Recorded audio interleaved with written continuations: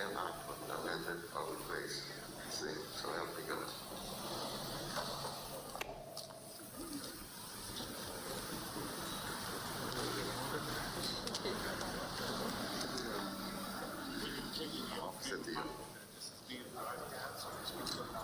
Left-handed. I wouldn't do that.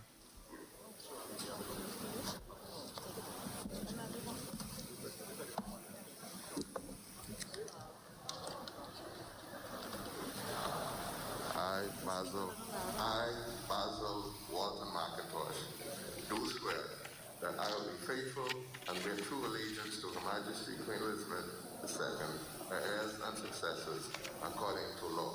So help me God.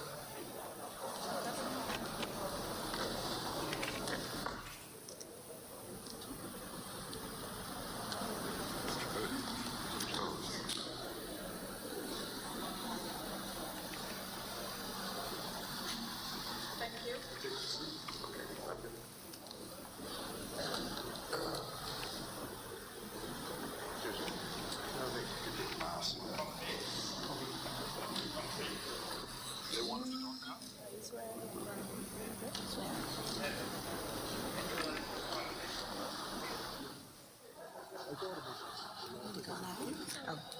I, JoBeth Lillian Colby Davis, do swear that I have no knowledge of any cause or impediment why I am not capable of sitting and voting as a member of the House of Assembly of the Commonwealth of the Bahamas for any constituency within the same, according to the tenor and true meaning of the Constitution and the Parliamentary Elections Act, or any enactment amending or replacing the same. So help me God.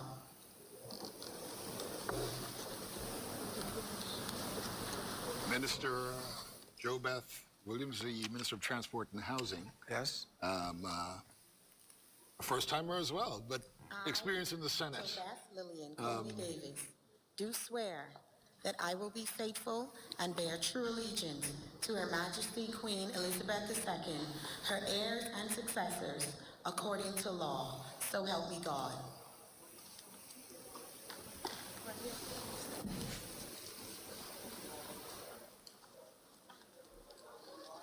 The MP for Elizabeth there. She proved to be quite a bit of a dynamo in the Senate as far as giving strong contributions. I guess we would expect to see a similar or maybe even more mature level of contribution now. Well, you know, she is intellectually strong. She's an attorney by profession, and she has the gift of gab. I think she will speak to issues very intelligently. That I have no knowledge of any cause or impediment why I am not capable of sitting and voting as a member of the House of Assembly of the Commonwealth of the Bahamas for any constituency within the same, according to the tenor and true meaning of the Constitution and the Parliamentary Elections Act, or any enactment amending or replacing the same. So help me God. Minister for Grand Bahama, Ginger Moxie. Yes. Obviously a lot of expectations going to be placed on her. Well, she would need the support of the whole government. Absolutely. Because being appointed Minister for Grand Bahama has, in my view, has inherent in that appointment a great responsibility, because the whole island is yours, so to speak, and they will be watching to see what you will and can do to improve the lives of the people of Grand Bahama. According to law, so help me God.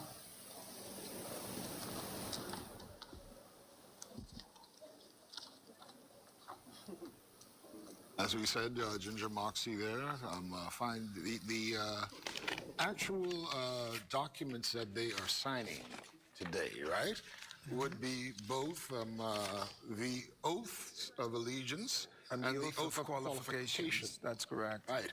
Give us a little bit more detail about what those that I have no knowledge of any cause or impediment why I am not capable of sitting and voting as a member of the House of Assembly of the Commonwealth of the Bahamas for any constituency within the same, according to the tenor and true meaning of the Constitution and the Parliamentary Elections Act, or any enactment amending or replacing the same. So help me God. Keith Bell, MP for Carmichael and the Minister of Labor and Immigration. We were talking a little bit about the oath of qualification. If we can get a little bit of that in before the next. Well, I, Keith Bell, do swear that I will be faithful and bear true allegiance to Her Majesty Queen Elizabeth II, her heirs and successors, according to law. So help me God. Great. So the oaths of allegiance and the oath of qualification. well, the oath of allegiance is basically an oath which you take to be faithful to, as our Constitution says, the Queen who's head of the Commonwealth, and indeed your country, the Bahamas. The oath of qualification simply is an oath whereby you swear that you know of no reason why you are not qualified, and that don't mean education. It means your history, your character. Yeah, your character. Of any cause or impediment why I am not capable of sitting and voting as a member of the House of Assembly of the Commonwealth of the Bahamas for any constituency within the same, according to the tenor and true meaning of the Constitution and Parliamentary Elections Act, or any enactment amending or replacing the same. So help me God.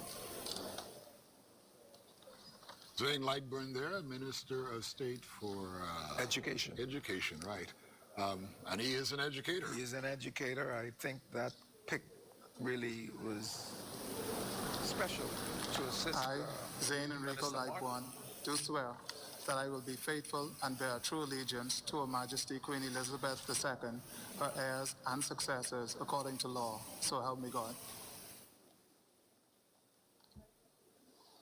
And it's so important that we continue to put a major push on education.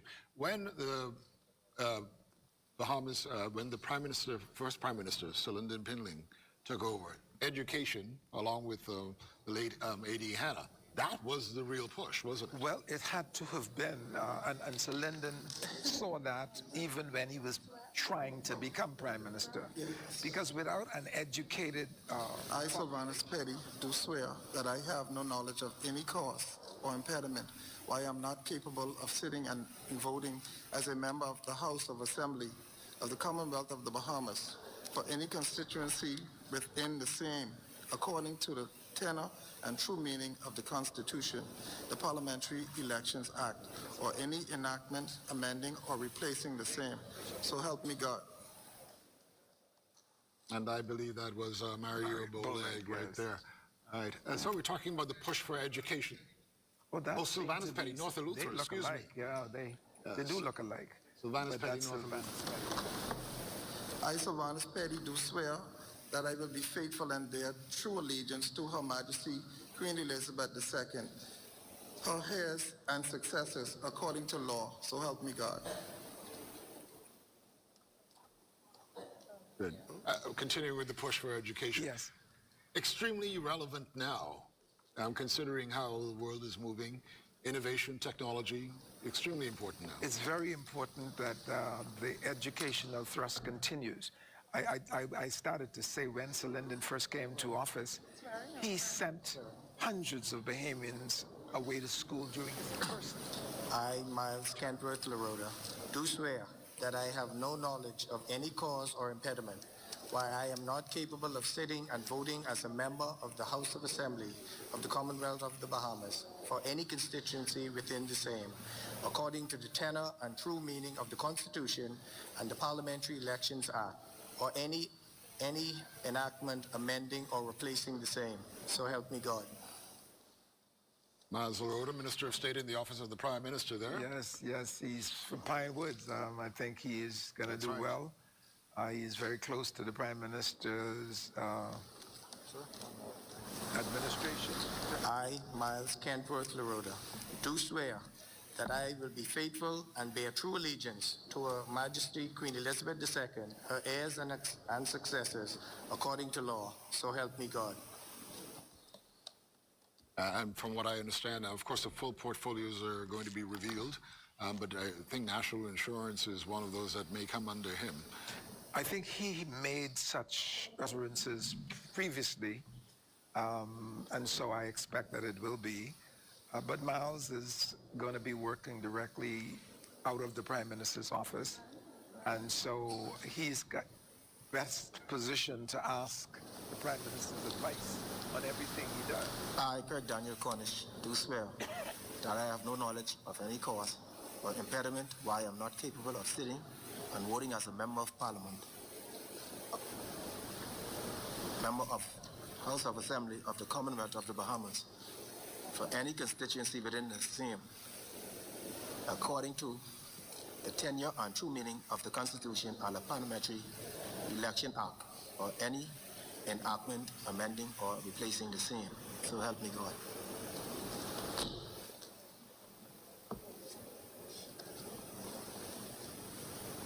Therefore, I gotta spin this some more. When you think of all of these first-timers in Parliament, it's really an interesting reflection of the Bahamas, and the way we're moving.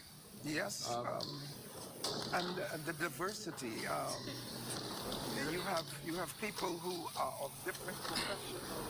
I, Craig Daniel Cornish, do swear that I will be faithful and bear true allegiance to Her Majesty Queen Elizabeth II, her heirs and successors according to law. So help me God. And really, don't you think that's really what Parliament should be? A reflection of the entire society. No question So there should about be that. not just legal minds like yourself, but people from every discipline, if you will. I think that is exactly what the House should be made of, like different professionals from different areas of our life, fishermen, carpenters, mechanics, and the day will come when you have some of those tradesmen in there speaking to the issues, as I'm sure they will be able to. Do swear that I have no knowledge of any cause or impediment why I am not capable of sitting and voting as a member of the House of Assembly of the Commonwealth of the Bahamas for any constituency within the same, according to the tenor and true meaning of the Constitution and the Parliamentary Elections Act, or any enactment amending or replacing the same. So help me God. I think she's in social services. Minister of Social Services, Minister of State, Obi, excuse me. yeah. Right, with the Honorable Obi Wishcombe. Lisa Roming, the MP for Marathon, who apparently has done a lot of work in that area before in urban renewal. So someone who apparently has been in it I, and Lisa still in it. Roming, do swear that I will be faithful and bear true allegiance to Her Majesty Queen Elizabeth II, her heirs and successors, according to law, so help me God.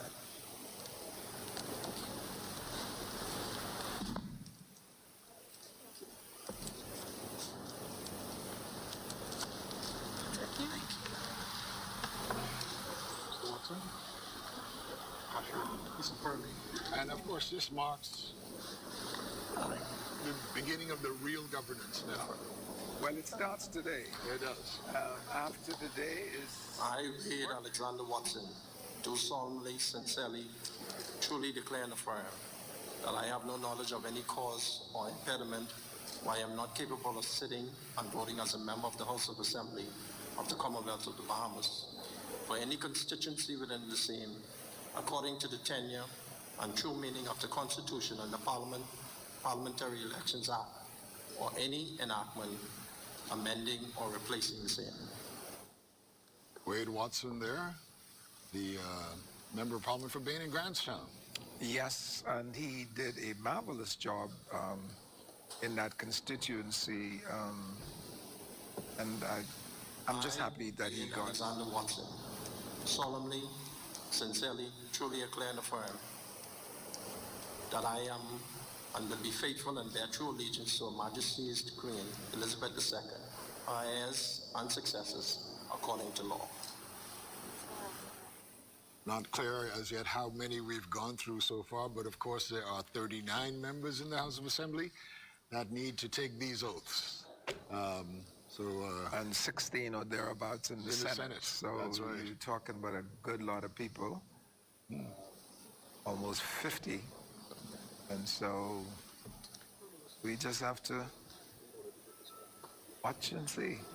But again, such an important aspect of democracy. I understand now that we have another Minister of State in Legal Affairs, first-timer, Jomo Campbell. I, Jomo Campbell, do swear that I have no knowledge of any cause or impediment why I am not capable of sitting and voting as a member of the House of Assembly of the Commonwealth of the Bahamas for any constituency within the same, according to the tenure and true meaning of the Constitution and the Parliamentary Elections Act, or any enactment amending or replacing the same. So help me God. We saw his mother outstandingly fashioned up. She spoke. She spoke. This is so much more. It's important for the country. It's important for the individuals, but for the family, it's a big deal as well, isn't it? It is a big deal. Sometimes it's once in a lifetime because everybody you see. I, Jomo Campbell, do swear that I will be faithful and bear true allegiance to Her Majesty Queen Elizabeth II, her heirs and successors, according to law. So help me God. You know, there are still a lot of people who actually have issues that we are swearing allegiance to the Queen. But Well, until the Constitution changes, that's where we are. and we're not that good at actually referenda, are we? You know, we don't- so I think the day might come. I don't see it in the immediate future for sure. No. When we will perhaps become a republic or some other form of government. But we probably have even more critical issues to deal with right now than Yeah, I think that's. Here's people. I, Pia Glover Rule, do swear that I have no knowledge of any cause or impediment why I am not capable of sitting and voting as a member of the House of Assembly of the Commonwealth of the Bahamas for any constituency within the same, according to the tenor and true meaning of the Constitution and the Parliamentary Elections Act, or any enactment amending or replacing the same. So help me God. Minister of State for Public Service. I saw her addressing the media the other day on public service promotions. She seemed to handle herself quite well. She seemed to be very intelligent and well-spoken. I think she will serve her I, minister Pia friend Glover Mitchell Rule, quite well. do swear that I will be faithful and bear true allegiance to Her Majesty Queen Elizabeth II, her heirs and successors, according to law. So help me God.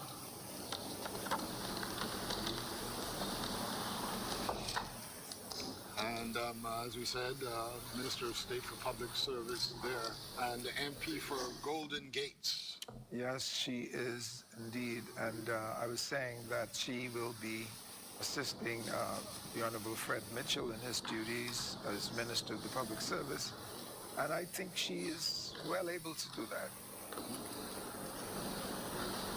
I, Leon Edward Lundy, do swear that I have no knowledge of any cause or impediment why I am not capable of sitting and voting as a member of the House of Assembly of the Commonwealth of the Bahamas for any constituency within the same, according to the tenure or true meaning of the Constitution and the Parliamentary Elections Act, or any enactment amending or replacing the same.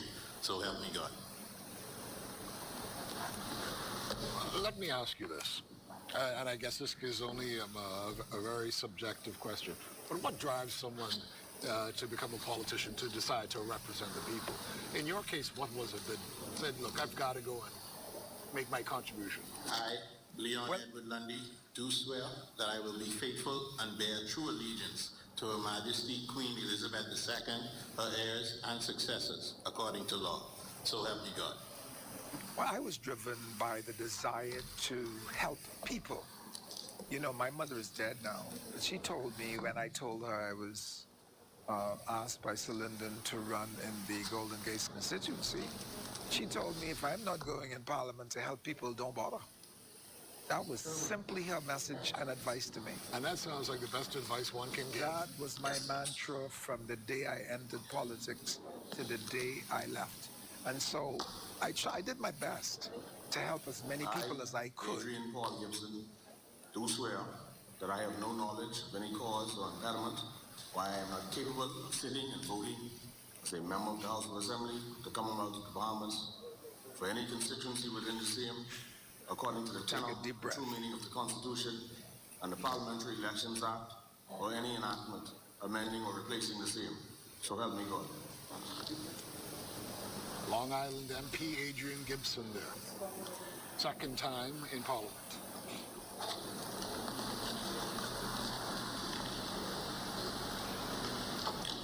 I, Adrian Paul Gibson, do swear that I will be faithful and bear true allegiance to Her Majesty Queen Elizabeth II, her heirs and successors, according to law.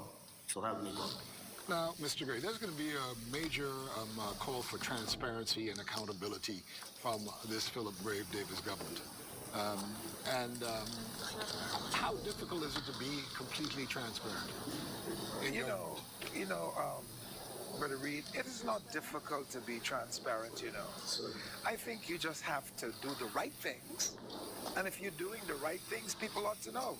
It's when you want to be crooked and do underhanded work, you can't be transparent. Angelo Strawn, do swear that I have no knowledge of any cause or impediment why I am not capable of sitting and voting as a member of the House of Assembly of the Commonwealth of the Bahamas for any constituency within the same, according to the tenure and true meaning of the Constitution and the Parliamentary Elections Act, or any enactment amending or replacing the same.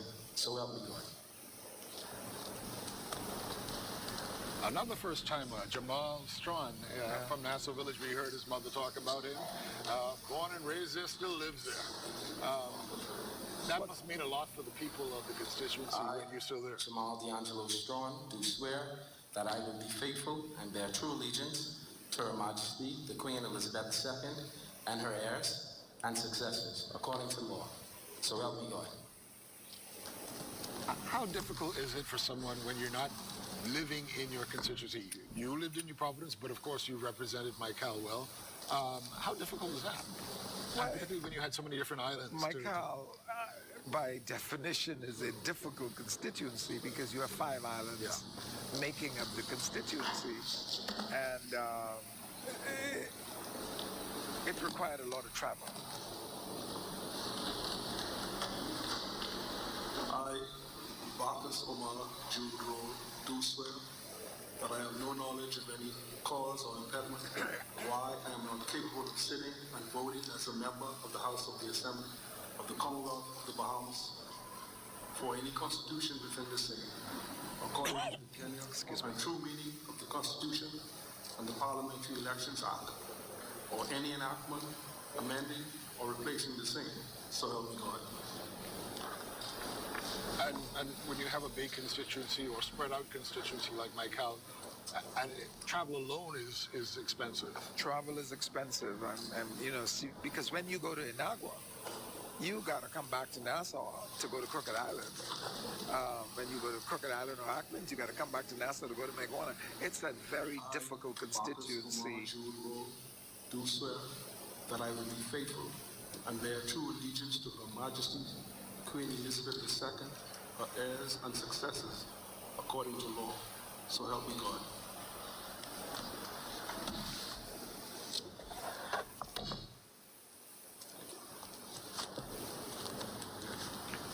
Bacchus rolled there, former BPL worker. I guess another example that you could come from any area of Bahamian society and enter the halls of Parliament and serve the people. Well, that is the people's parliament. It is. And if you come out of and from among the people, you're qualified to sit unless there are some other issues. And so I am just excited about the makeup of those persons who were willing to run. Do swear that I have no knowledge of any cause or impediment why I am not capable of sitting and voting as a member of the House of Assembly of the Commonwealth of the Bahamas for any constituency within the same, according to the tenor and true meaning of the Constitution and the Parliamentary Elections Act, or any enactment amending or replacing the same. So help me God. A very interesting appointment there of Alfred Sears, a veteran in politics, if you will, at Public Works. Well, you know, I believe Alfred has qualified himself to. I, Alfred Michael Sears, do swear that I will be faithful.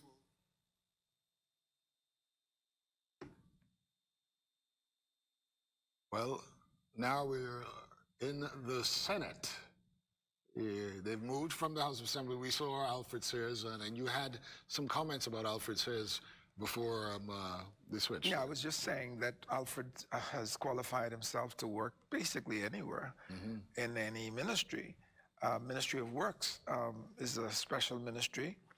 It has the key to the development of our country infrastructurally, and with the utility corporations all under his portfolio. He has a lot to do and a lot to get done. And I'm hoping that he does what we expect of him well. And now on your screens, we have the precincts of the Senate, and they are, we should hopefully get some audio from them in just a bit, so we can find out exactly what is going on there It at looked this like time. they are the two people that the Senate will send to His Excellency. Absolutely, yeah. To go with the... Thank you for bringing us through a peaceful election. Father, this morning we pray for our Prime Minister and his cabinet, and indeed all of our elected officials that have been elected to serve. We pray for the President of the Senate and all members that have been appointed to serve, that they will serve with dignity and honor.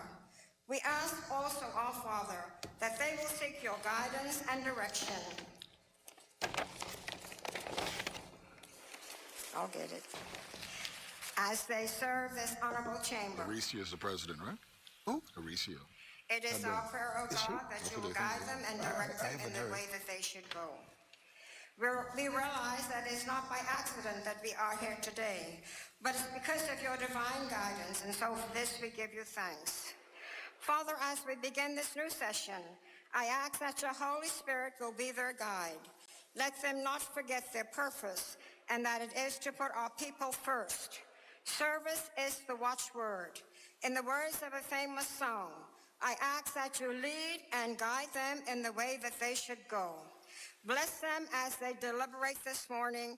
In the name of Jesus we pray. Amen. The Lord's Prayer. Our Father, which art in heaven, hallowed be thy name. Thy kingdom come. Thy will be done on earth as it is in heaven. Give us this day our daily bread. And forgive us our trespasses, as we forgive those that trespass against us. And lead us not into temptation, but deliver us from evil. For thine is the kingdom, the power, and the glory, forever and ever. Amen. Good morning, and God bless you in your deliverance today.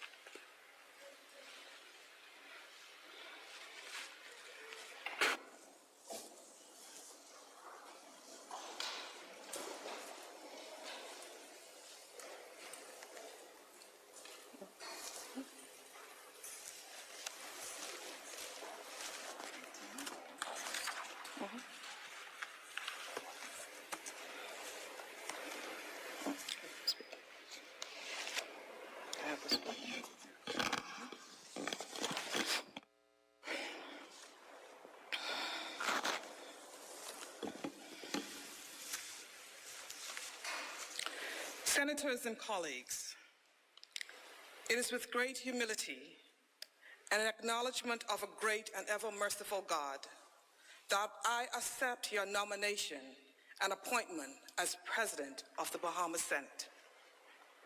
As in all things, to God be the glory for great things he has done. In the year 1962, Ruby Ann Dowling became the first woman to register to vote in our country, beckoning the beginning of an end to electoral disenfranchisement of Bahamian women. From that historic day to majority rule, to independence, and finally today, the arc of Bahamian history has strategically been bent towards the empowerment and the enfranchisement of Bahamian women.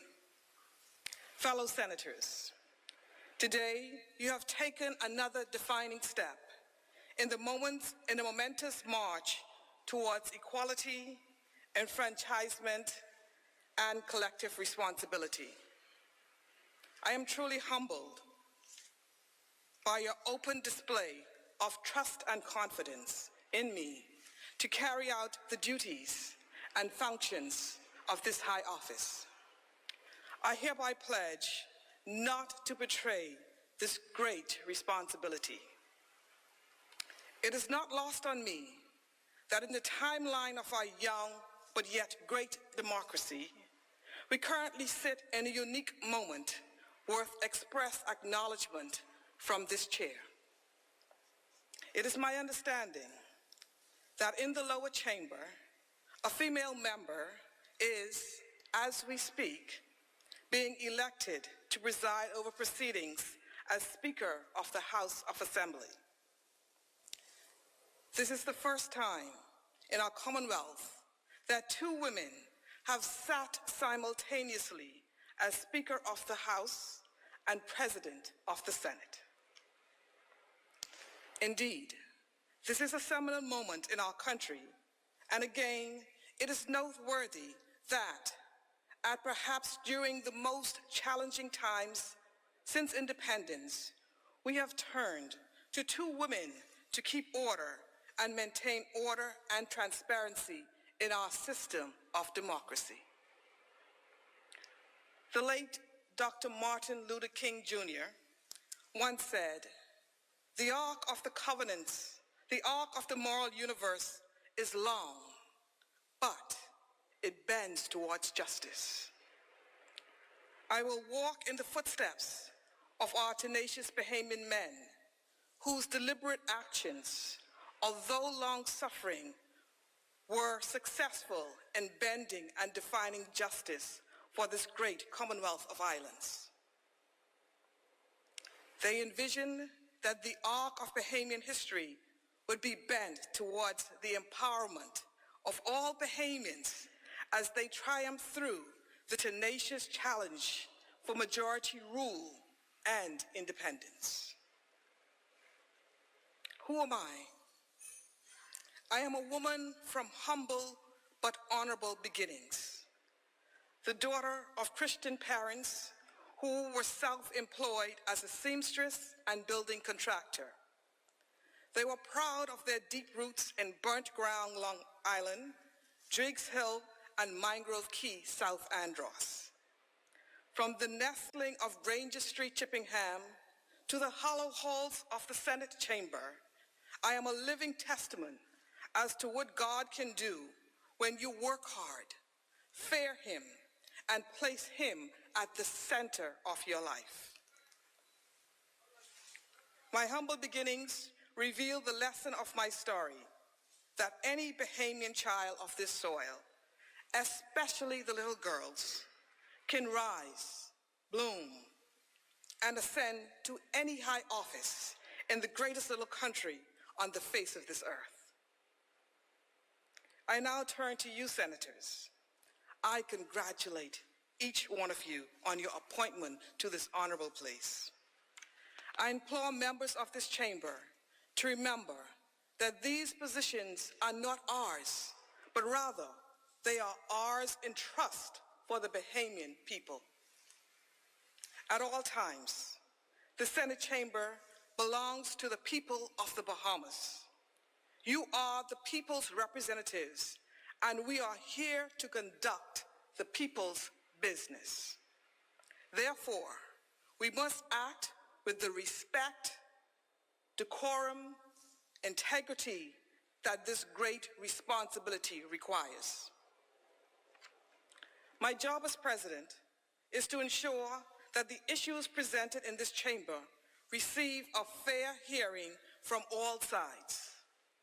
that every member is respected and has an equal opportunity to opine and to speak to matters tabled, and that in the end, the people's business will be advanced.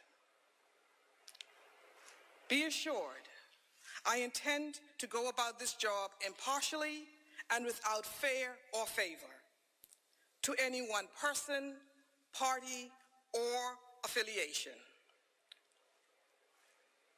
While there is no doubt that disagreements will occur, I ask you always address each other and conduct yourselves with honor, dignity, respect that this chamber demands.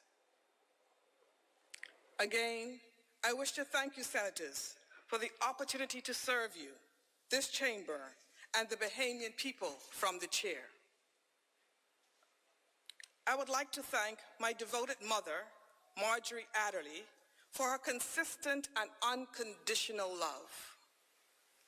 I am deeply saddened that my dear father, the late Elder Daniel Nathaniel Adderley, is asleep in Jesus. I will be forever grateful for his love, wisdom, guidance, and legacy.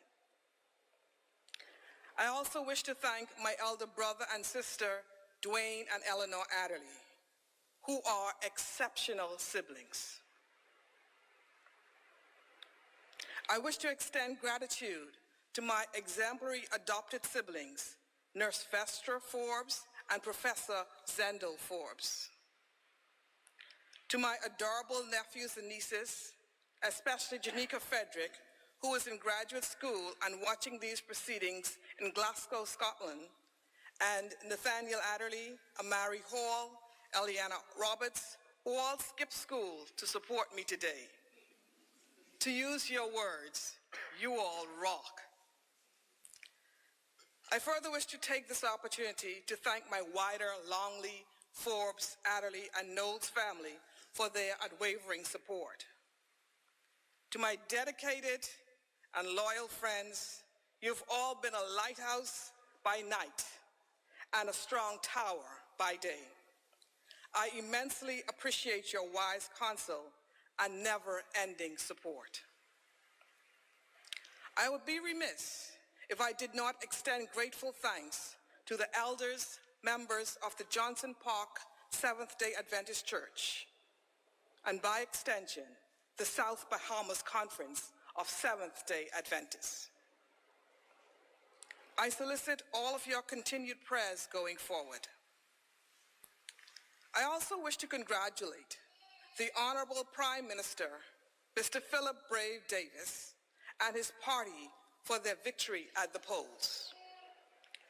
This Senate looks forward to vetting and debating the new government's legislative agenda, which we trust will empower all Bahamians, from Grand Bahama in the north to Inagua in the south, irrespective of race, creed, sex, class, religious denomination, or socioeconomic status. More importantly, I give thanks to Jehovah, our Almighty God, for it is through his grace and mercy that we are all able to serve the Bahamian people from this chamber. Finally, I sit here on the shoulders of women from the suffragette movement, such as Mary Ingram, Mabel Walker, Eugenia Lockhart, Georgina Simonet, and of course, Dame Doris Johnson, who was the first woman appointed to the Senate and subsequently to the presidency of the Senate. As we begin this new parliamentary session, it is my solemn prayer that our parliamentarians, and indeed the entire country, will continue forward in the spirit of our formidable women and men and walk in peace, love, and progress. I am forever grateful, and I thank you.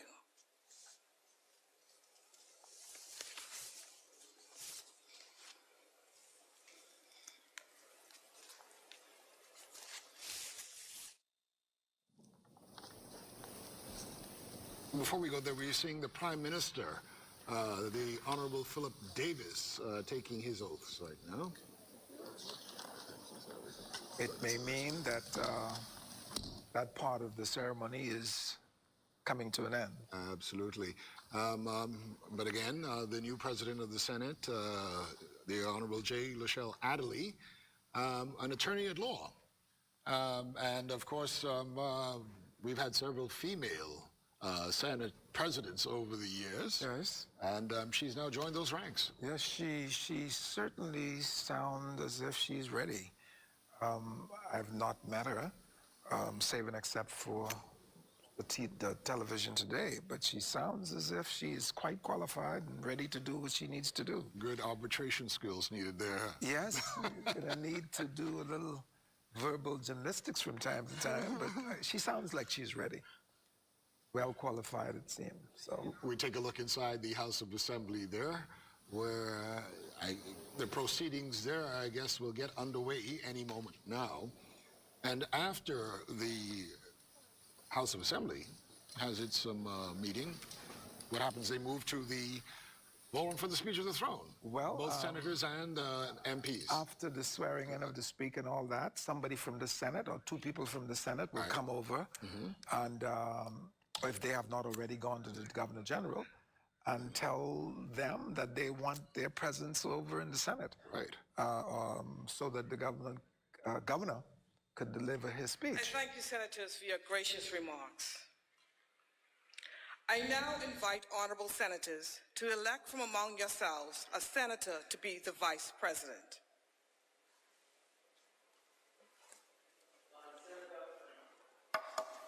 Madam Senator, I rise to nominate Senator Barry Griffin Jr. to be the Vice President of the Senate. Is there a seconder?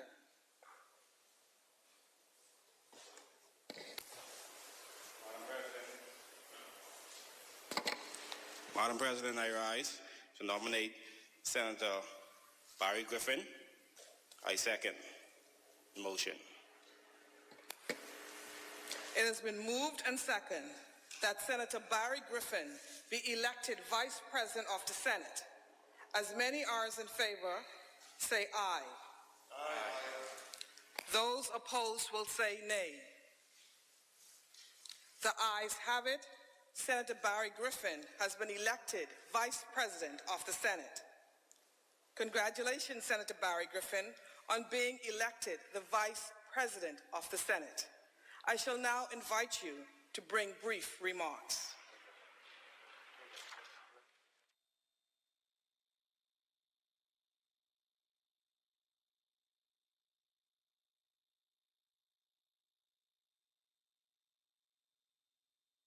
Well, on your screen, we have the new Vice President of the Senate, Barry Griffin, who is an attorney at law, I think a specialist in financial services matters. But we will be going to the House of Assembly, where the proceedings take place momentarily. By your trust in electing me to serve as your Vice President, a role that helps guide the agenda of this most sacred upper house. The historic nature of my election as the youngest person to hold this role does not escape me. As our country seeks a new day of bold ideas, sharp vision, and modern solutions, my election is a testament to this government's commitment to ensuring that young people have a meaningful seat at the table. I accept the Vice Presidency in the spirit of partnership, and I look forward to working with each of you, my Senate colleagues, on behalf of the Bahamian people. In this upper chamber, we may belong to different parties, but we serve one country. We stand united in our pride and prayers for every man, woman, and child born to this Commonwealth.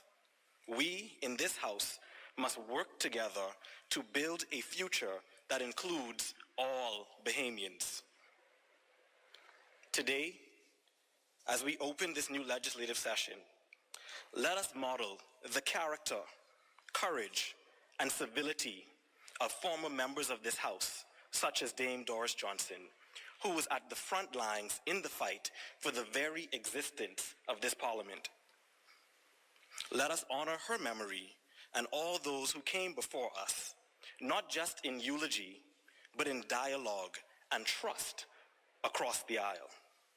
In our collective spirit to move our country to better and to use the power of our pen to bring more possibilities and prosperity to our Bahamian people. With today's convening of the Senate, we begin anew. I congratulate all members of the lower house on their election and all members of this upper house on their appointment. I especially want to congratulate our new members of our joint houses of parliament. The genius of our founding fathers was that at least every 5 years, new members bring to our houses of parliament their spirit of renewal and hope for the Bahamian people. This Senate is reinvigorated by its new members, by their optimism, their idealism, and their commitment to our country. Each of us brings our shared values, our commitment to the Constitution, and our personal experiences. My path to the Senate began in 1953, when my grandfather, William Griffin, an Andres man, decided that he wanted to live in a better Bahamas. He became the 6th ordinary person to join the newly formed Progressive Liberal Party. Like so many in his generation, he wanted more for himself and for others who would follow. Because of his legacy, I was raised in a family that is deeply patriotic and staunchly progressive. My grandparents and parents taught me that public service was a noble calling and that we had a responsibility to help build our country for the better and to help forge a path for others to do the same. I have no doubt that my grandfather is looking down on me today, beaming with pride. The election of 2021 will be remembered as a call to change, not merely to change control of government, but for a new direction for our country. On behalf of my Senate colleagues, I promise you, the Bahamian people, that we will work together to build a strong, dynamic, visible, and resolute Senate. We will take seriously our duties to scrutinize all bills before Parliament and to only act in the best interests of you, the Bahamian people. The vision of our forefathers has sustained us for over 48 years, and it accounts for what is best in our great nation: liberty, opportunity, and a fair chance for all. A new day has dawned, and now it is our responsibility to build upon that vision. To my parliamentary colleagues, we have made history. Now, let us make progress for the Bahamian people. May God bless our work, and may God bless the Commonwealth of the Bahamas. Thank you, Madam President.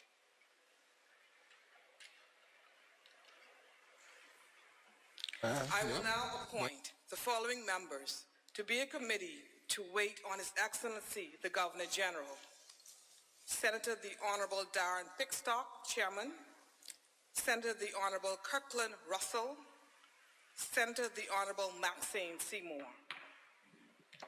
You will inform His Excellency that the Senate has proceeded to the election of its President, and I, Julie Lachelle Adderley, have been so elected.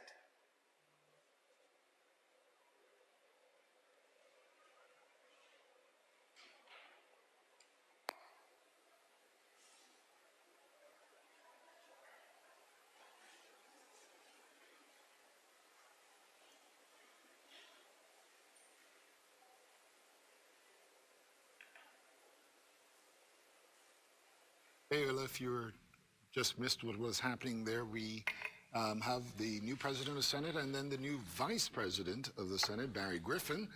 A committee has just been selected by the president, Lachelle Adderley, for people to, the committee consists of Darren Pickstock, Kirk Russell, and Maxine Seymour. They will now go and inform the Governor General of the appointments within the Senate. That's right. And of course, once they return, they will go to the House of Assembly and take a message there and summon their presence in the Senate. Absolutely. The Governor General will thereafter give the speech from the throne. We expect that he will. We are going to go to the House momentarily, where we are seeing the Honorable Glennis Hannah Martin, the MP for Engliston and the Minister for Education That right and to Training. vote was won and exercised for the first time ever when women went to the polls in November 1962.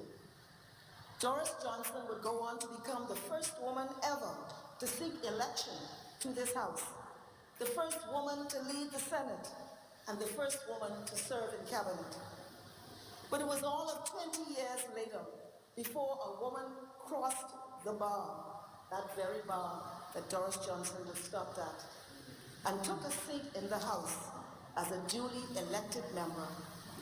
That woman was the then member for Yamacraw, the now Dame Janet Bostwick, who made history when she broke what up to then seemed a stubborn barrier and led the way for every woman parliamentarian elected thereafter.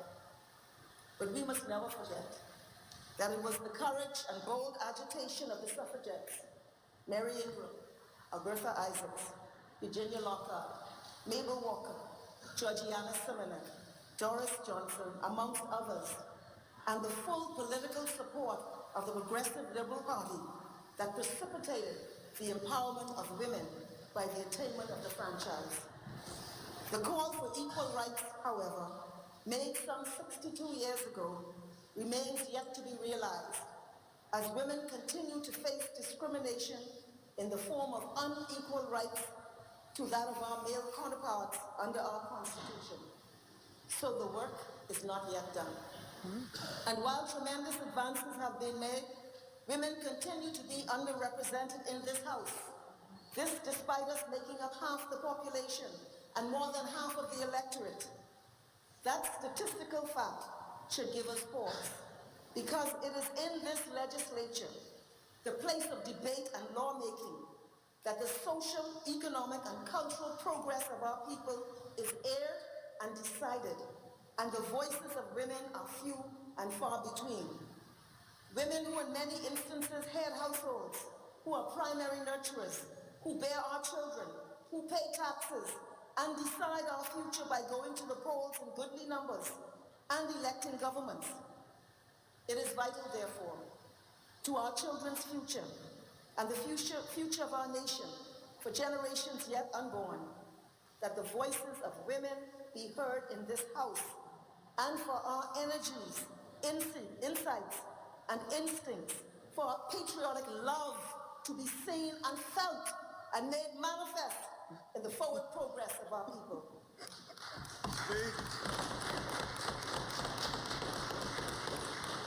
But history is being made in a different way today. Should my motion carry, this will be the first time in Bahamian history that women will simultaneously lead both houses of parliament, both the House and the Senate. So this is indeed a new day.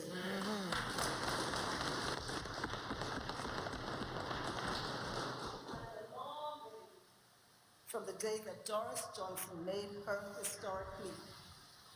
I end by saying, we must never forget the journey from whence Bahamian women have come, and the farther we must go.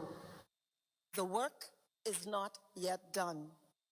I am confident that the women elected to this parliament will bring informed debate, will serve with integrity, and bring a qualitative presence to public life. And I believe the member-elect for Bamboo Town will preside over these proceedings with sound, stellar, and fair leadership. I urge the support of this House in electing her to that chair. I so move.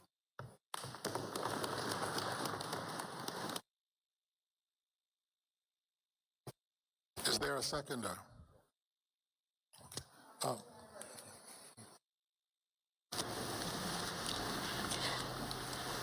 Yes.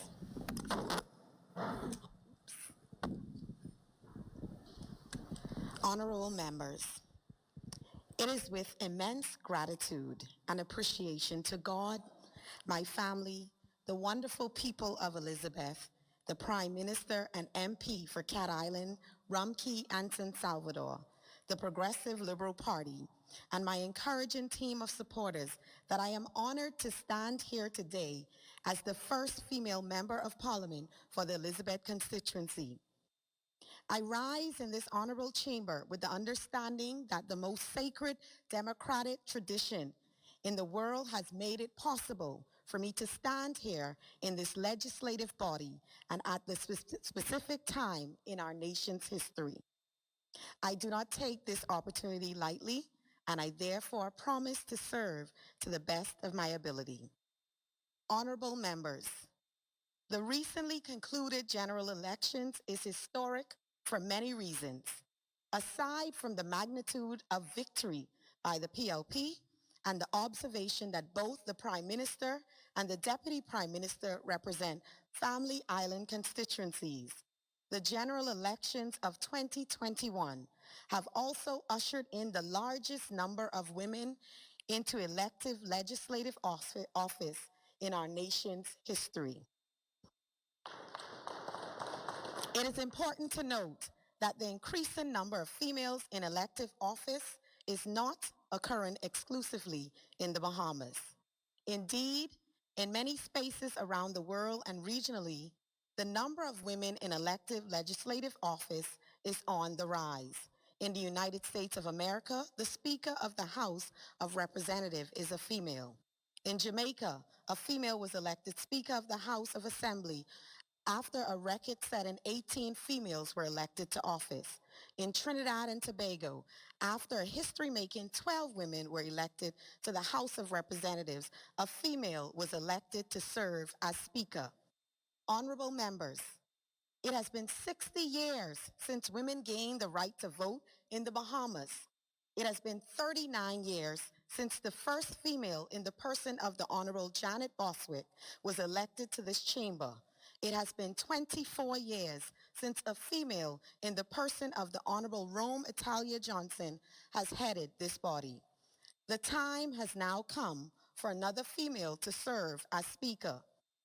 Bearing in mind all that I have said, it is with great pride that I rise to second the nomination of the member of the Bamboo Town constituency, Patricia DeVoe, as the 54th Speaker of this honorable chamber. My relationship with the member of Bamboo Town goes back several years, and I can honestly say that she has been preparing for this role for quite some time. As the chief officer and the highest authority in the House of Assembly, I am certain that the member for Bamboo Town will always discharge her duties with impartiality. In electing the member for Bamboo Town as Speaker, this chamber is recognizing the diversity and everyday realities of the wider Bahamian society, as many of our households are headed by women. As women legislators, we represent the aspirations of every young Bahamian girl.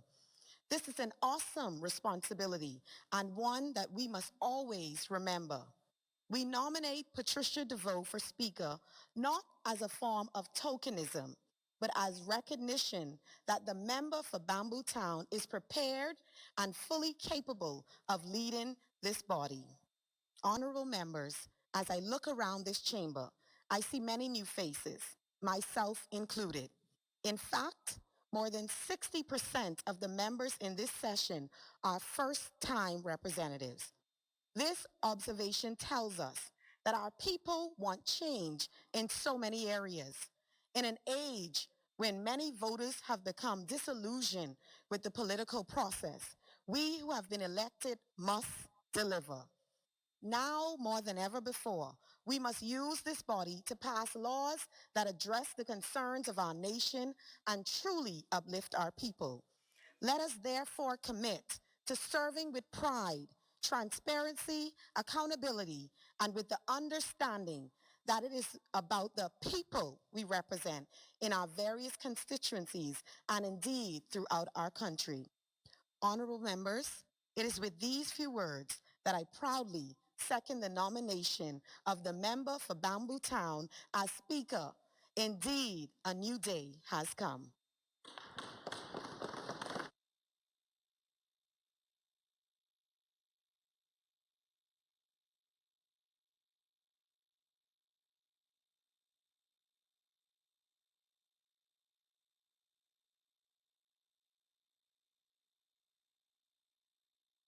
Well, the Alfred Gray, we saw the Honorable Glenys Hannah Martin nominate and Honorable Jo Beth Colby Davis second Patricia DeVoe, the Member of Parliament for Bamboo Town, as the Speaker of the House of Assembly.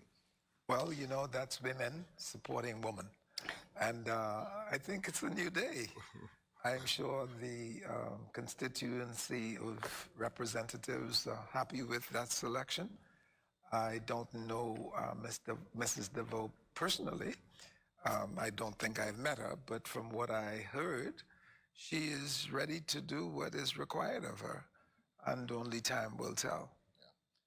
Yeah. Like you said, not an easy job when you're in the House of Assembly as Speaker, particularly when you have such a great majority that you're part of, to show that impartiality, that fairness, to ensure that fairness. It's not always easy, is it? It's not always easy, and I think the most difficult part of being a speaker is when you have members that are rude and do not necessarily take the instructions given by the speaker. Because when the speaker say, "Please take your seat," and they want to stand and give a speech, that creates a problem for the speaker in that if she names you, if you ever see her stand up and names you, you know, you have a problem because the police is coming.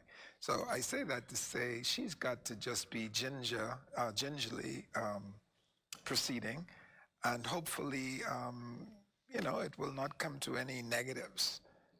Women have really taken their rightful place in the House and the Senate. And only time will tell how the members of those chambers treat them. But they look like they can hold their own. Oh, I believe they can. From what I can see, on both sides. they seem ready to do what is required of them.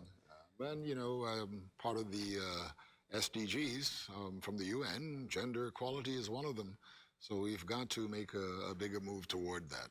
I'm not sure it has ever been where both the President of the Senate and the Speaker of the House were women. I don't remember. It might have happened, but this is the first. This is the first time. I believe the President of the Senate even referred to that, actually. Yes. I think it is the first time. That speaks volume for where women have come politically, and a lot of distance to go, as Mrs. Martin said, but we are beginning to get there, one step at a time, one day at a time, one house at a time. We're waiting for audio to come back from the House of Assembly, but your thoughts so far of this opening of Parliament, the new session of Parliament. And I'm sorry to do this right now, but so many people get it wrong. This is a new session of Parliament. When they go in each Wednesday, that's a sitting. Yes, right? yes. So, you know, people tend to... The sitting is week to week. Absolutely. The session is up to when the House is prorogued or dissolved. Absolutely. And so that's not going to happen right away. And so there will be many sittings before such would take place. We can see the uniformed officers there, which means that the Governor General is probably certainly ready to inspect the guard. Yes. It's interesting how they have transformed the Bahamas resort to accommodate all of the proceedings today. I went there yesterday to take a look at it, and it really was quite amazing because, you know, we're so accustomed to that Parliament Square feel, but they've made it happen. You see members of the police force there, further down, members of the defense force. Of course, this is the pandemic still, so there are fewer numbers, as expected. Yeah, I expect that. And social distancing is certainly going to be the order of the day. If it hasn't, I'm sure it has been so far. Okay.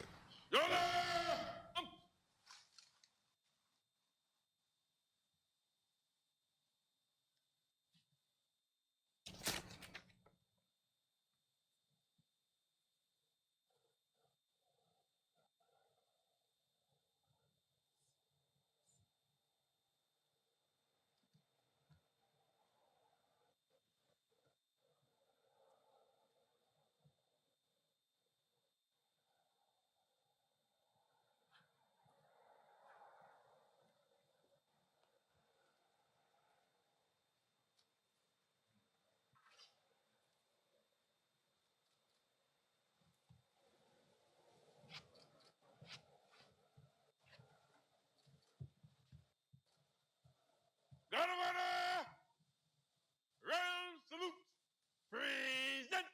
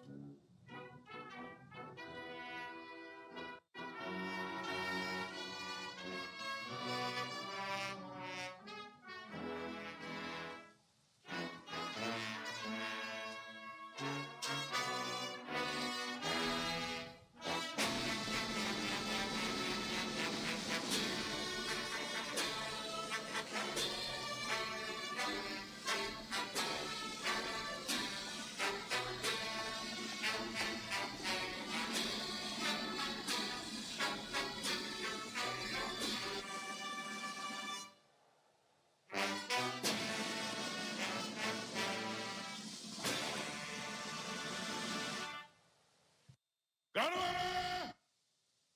Shoulder! Order!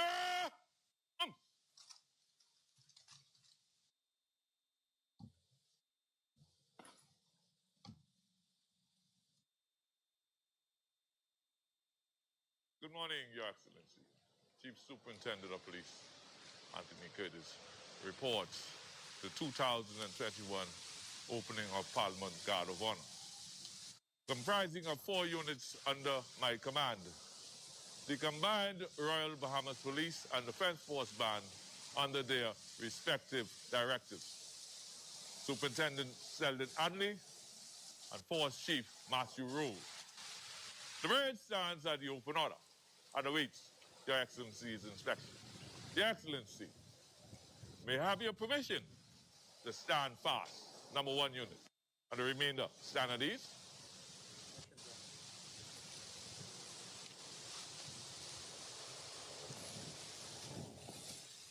Stand fast!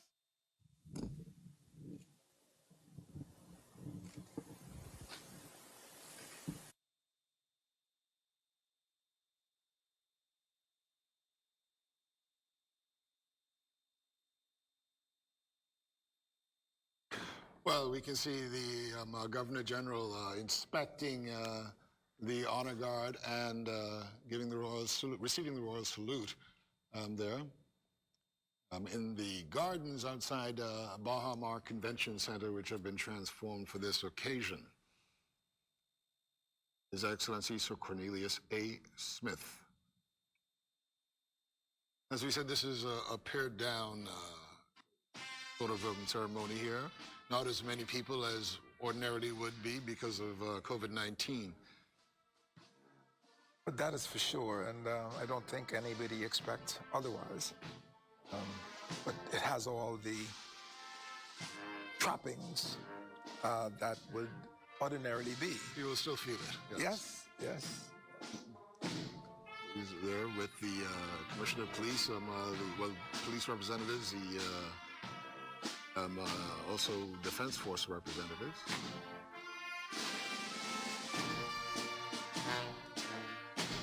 And will soon be delivering the speech. He should soon be.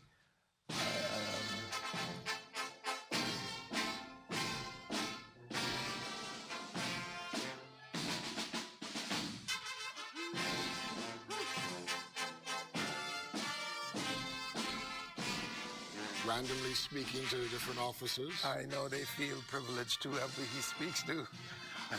That is up to me, you know. Next thing,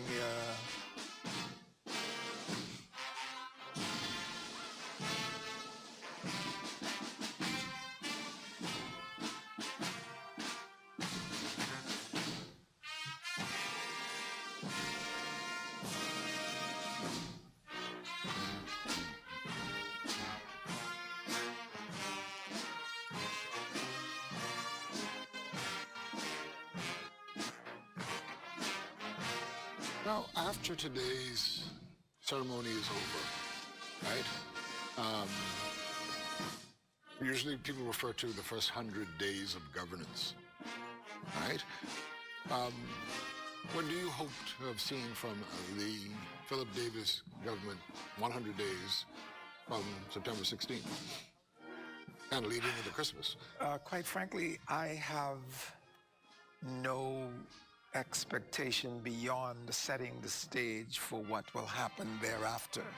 And I say that because of what I am hearing about the state of our economy. And money moves the government.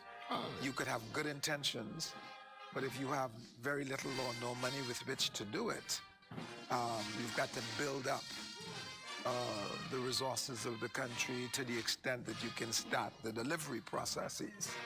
And so I don't know what I could expect because I'm not fully aware of what the position of the country's finances would be. And since money moves just about every aspect of the development of our country, whether it's social, political, economic, you need money to do it. And because of what I don't know, I will just reserve any further statement on what I would expect. But I know they're going to do some things. Well, there has to be some innovative moves made. I'm sure there will be some things, but what they will be and the extent of what it will be, I can't say. And until I hear from the Prime Minister as to what state the country is in, I will not be a good judge of what should happen or could happen. And that should come fairly soon. I expect that it will. I believe I said earlier in the broadcast, the people of the Bahamas are very sensible people. And if you let them know up front what you meet and what you're able to do.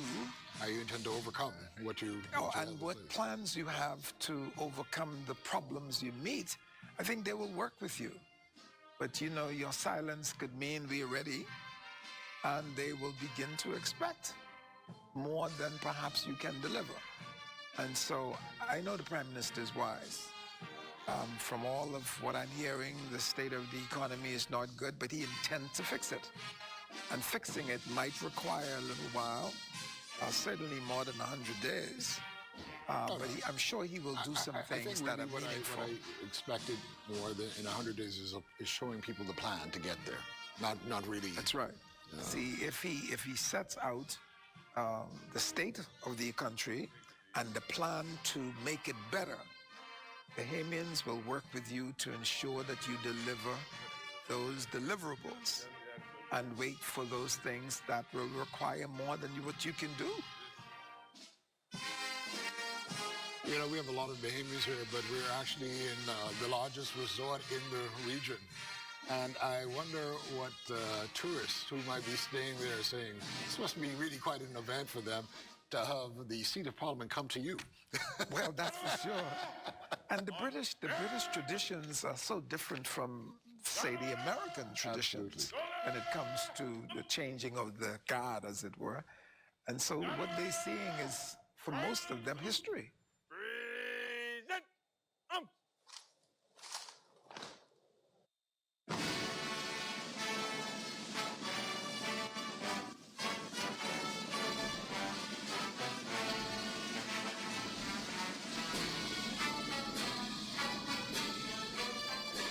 they don't know what's happening next because they're going all over the place.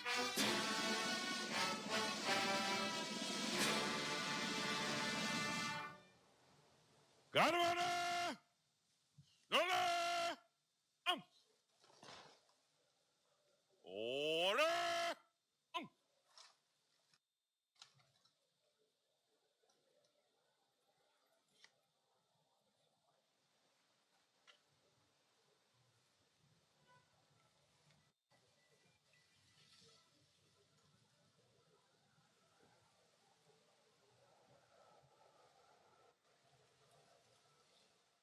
Citizens in an independent Bahamas the right to exercise their freedom of assembly and association. This year marks our 292nd year of unbroken parliamentary tradition.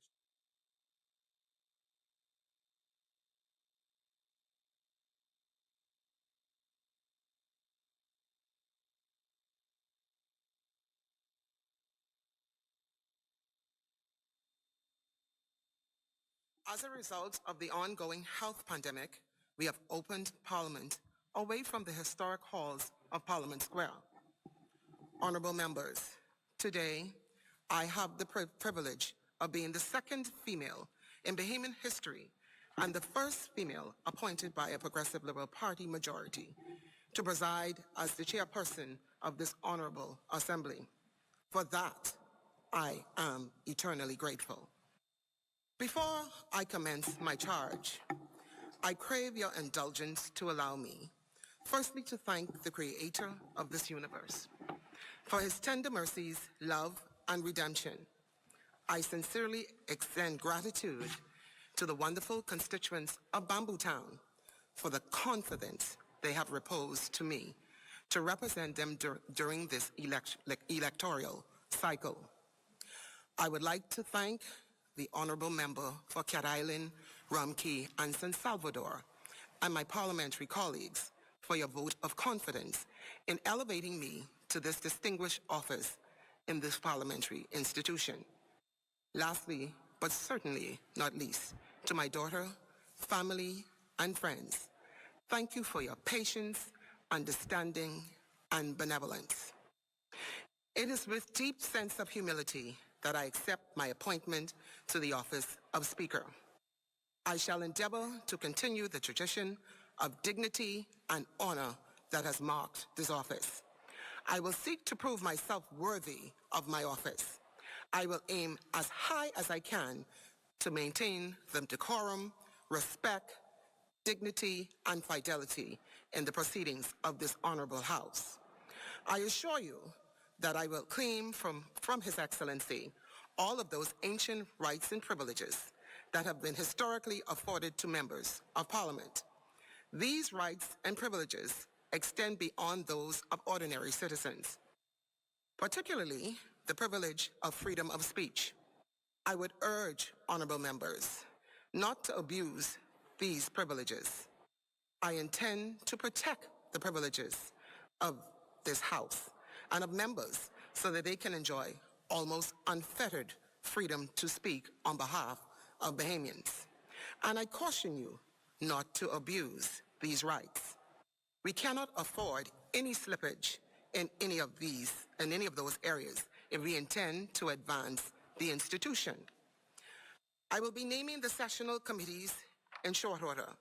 I wish to remind the honorable members that these committees are a part of the construct of the institution.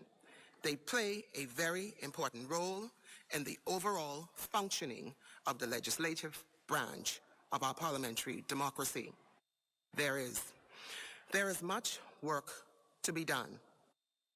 After they would have been appointed, each committee will be expected to carry out its mandate. Members, I have come to discover across the Commonwealth nations that there is a speaker's tradition of being fair to minorities. A tradition that holds steadfast to the notion that we are all equal and the equality of our voices through collective responsibilities can revive, redirect, and rebuild a robust and responsible parliament, recognizing the fundamental ideals associated with the corporate governance.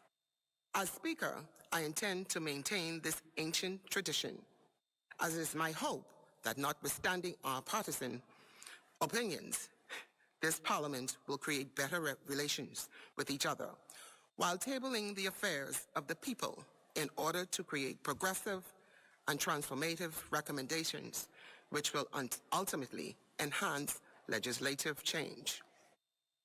While the Chair is cognizant of the fact that the Executive is present in the Chamber to account to Parliament for its stewardship of the people's business, there will be an overarching principle that as far as possible, all members wear the same size cloak of honor, and based on that assumption, all members are to be treated equally. The business of this House will be conducted in an atmosphere of respect. I charge all members to be courteous and respectful to the Chair. I charge members to also be courteous and respectful to each other in the conduct of your debates. Honorable members, as the COVID-19 pandemic continues to plague our nation, we owe a great debt to many who are not here, many who didn't live to see the sunrise on this new day. Therefore, it is our solemn duty to press forward. We must press forward with a determined zeal to continue the progress that this Parliament initiated when it was first convened in 1729. Which was never broken from this very chair.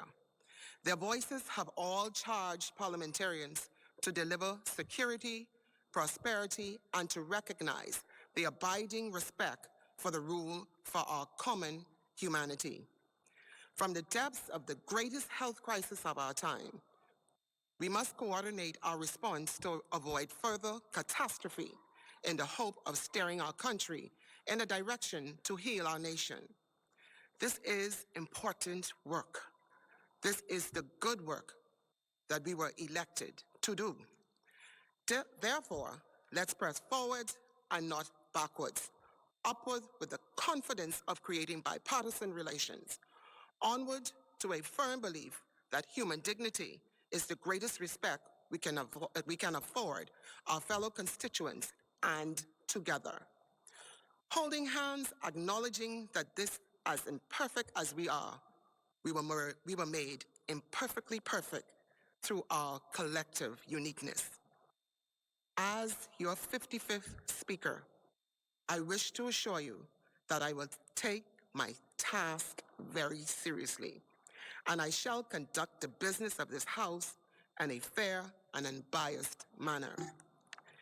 Each member should have received a package of documents containing very helpful information. A copy of the rules of procedures is in that package. I counsel you to acquaint yourselves with these rules, as I shall enforce them. I am not unmindful of the view that the Chamber is a political arena, and a degree of latitude will be extended to all members. It is not the intention of the Chair to stifle debates or to render them dull and lifeless, but do expect the Chair to allow the conduct of business of this Chamber to descend to a level of unacceptable mean. Disrespect for the Chair will in no way be tolerated. Honorable members, as a body, we are servants of the Commonwealth of the Bahamas. As individuals, we are the servants of our constituents. We have a moral obligation to treat them with respect by embarking on every debate with sobriety and decorum. We have a moral obligation not only to show up for work, but to show up for work on time. I have every intention to start the business of this House on time every day. I have the assurance that the government is committed to ensuring the attendance of a sufficient number of members to form a quorum. For that, I am pleased. The time for the commencement of each meeting is set in the motion for suspension or adjournment. Let us make a concerted effort to honor this commitment. The elections are over, and while the people's decision cannot be favorable to everyone, we must bear in mind that it is the people's right to decide who will govern them over the next 5 years. The decision has been made. It's time now to get on with the people's business. I now take this opportunity to congratulate the honorable member for Cat Island, Rumkey, and San Salvador, the Honorable Philip Edward Brave Davis, for driving his party to victory during the elections held 16 September 21. I also wish to congratulate all members who were successful in their respective constituencies. Let us all look forward to this new parliamentary session with hope and determination to progressively enhance the quality of life for all and sundry. Thank you.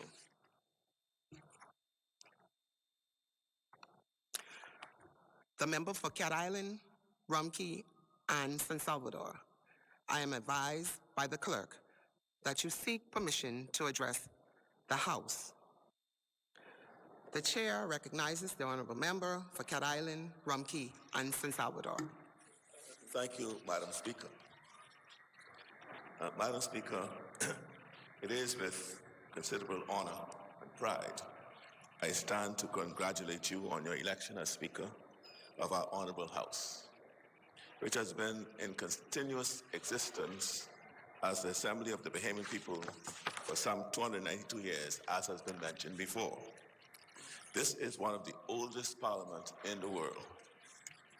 I know that this is a moment replete with pride for you and your family. It is your achievement, but it's also an achievement for all Bahamians, as this parliament, and it bears repeating again, for only the second time in our history, has chosen a woman to preside over its proceedings. You follow in the footsteps of Ms. Italia Johnson, and I'm proud to say another person of Cat Island descent, who in 1997 had the honor of being the first woman to be elected Speaker. And as the representative for Cat Island, in this place, I warmly extend their congratulations, and we are proud of your accomplishment, and we have no doubt that you'll be balanced and judicious and rule with equanimity from the seat of your authority. Madam Speaker, a few moments ago, 39 members were sworn in as members of this House. Of this group, 24 are new to our Honorable House. At a time of great crisis, we should greet this infusion of new thinking, new perspectives, and new energy with the warmest of welcomes. It is indeed a very serious time to become a representative of the people, a time when our challenges are great and the needs of our people many.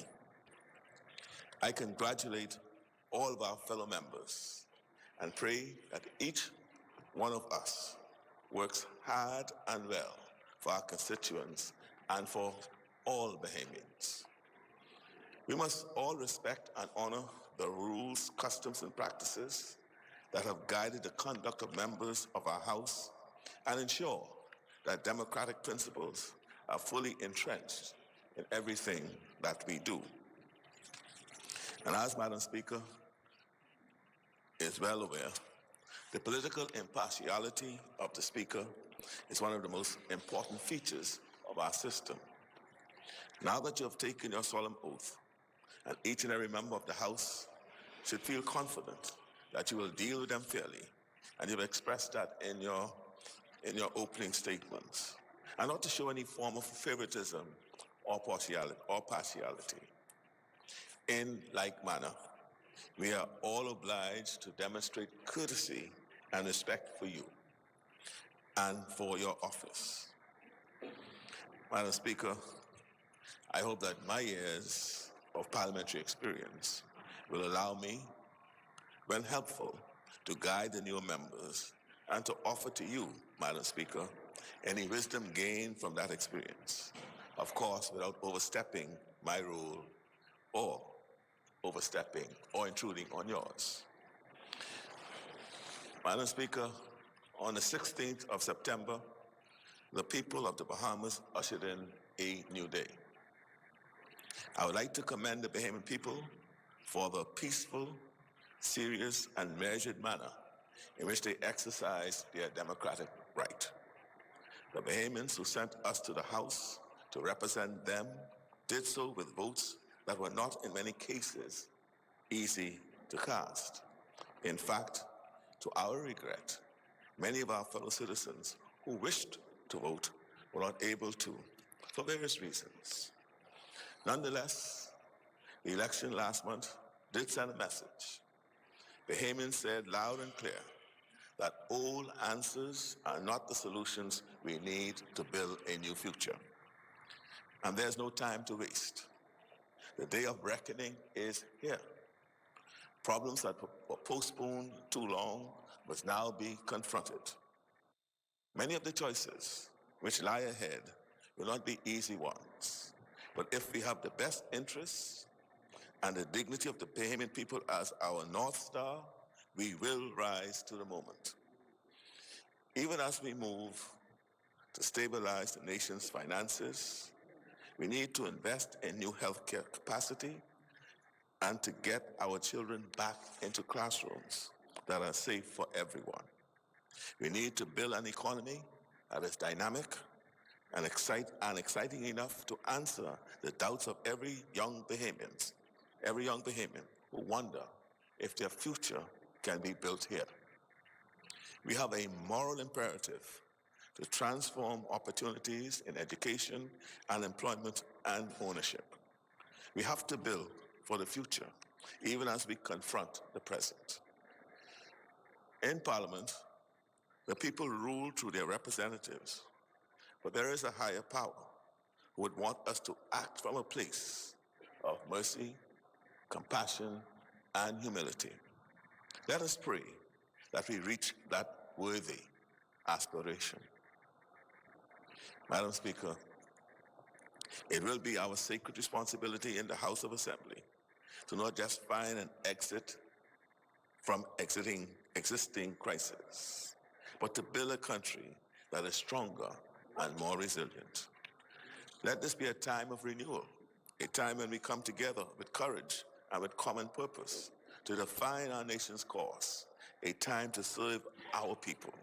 And I emphasize, a time to serve our people, our country, and our God. May God bless you, Madam Speaker, bless all of us, and of course, may God bless the Commonwealth of the Bahamas.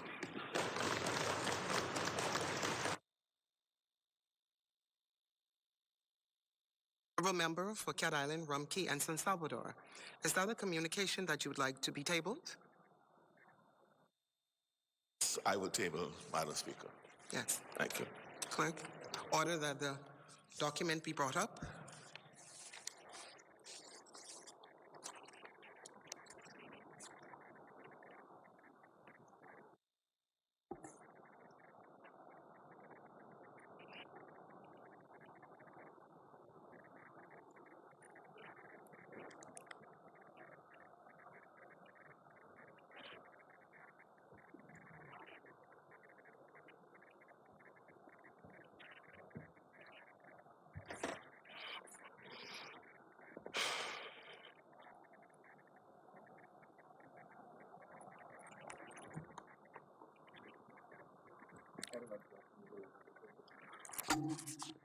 Order that the document do lie on the table.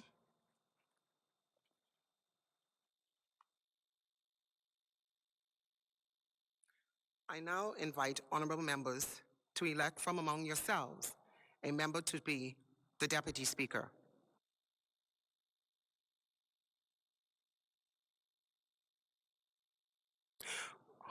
Honorable Member for South and Central Eleuthera. Behalf of the resilient people of the great constituency of Central and South Eleuthera. First, I would like to thank God Almighty, my wife Delia, my family, the Honorable Prime Minister, members of the Progressive Liberal Party, my team members, and especially my constituents. As newly elected members of this chamber, we are not in this place by chance. It has been almost 40 years since the Progressive Liberal Party has represented the constituency of St. John's, now known as North Eleuthera. The then member was the Honorable Peter Bethel, who made great strides for the fishing industry in developing the communities in that constituency. The now member for North Eleuthera is a true example of how hard work, determination, and building relationships leads to success. He has a tall task in rebuilding Eleuthera, but I am sure he is up for the challenge, and no doubt he will succeed. Eleuthera did indeed bring home twins, and I am excited to work along with my friend and my brother to bring back the glory days to Eleuthera with a renewed focus on Family Island affairs and development. Eleuthera will now get the focus and attention it has lacked for so long. It is indeed a new day. Madam Speaker, it is only then fitting that I rise to nominate the honorable member for North Eleuthera to the Deputy Speaker of the House.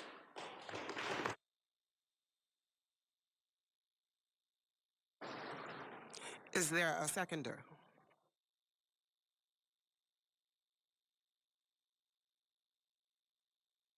Honorable Member for Central and South Apico. Madam Speaker, I am humbled to rise from the Central and South Apico constituency.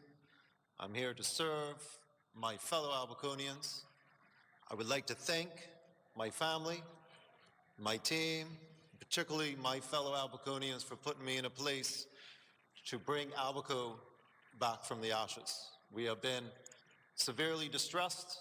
Our challenges are overwhelming, and I plan to stand and speak strong for my people. I rise to second the motion for Deputy Speaker.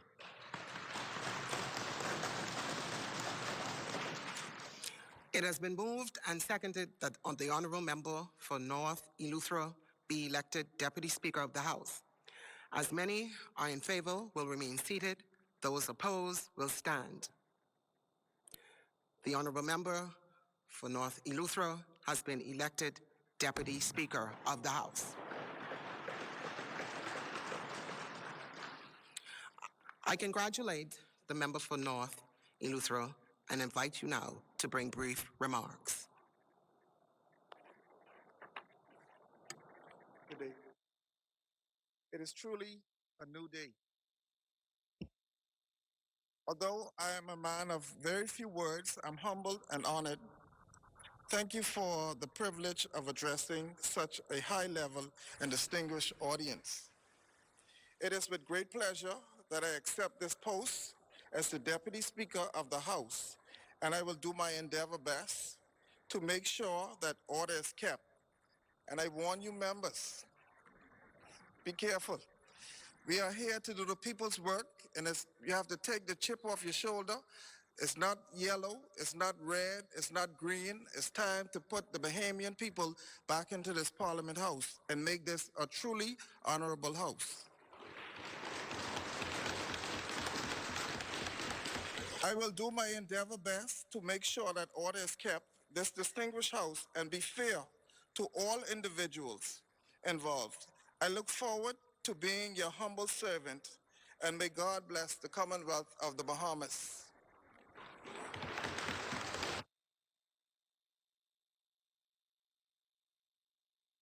Thank you, honorable member for North Eleuthera.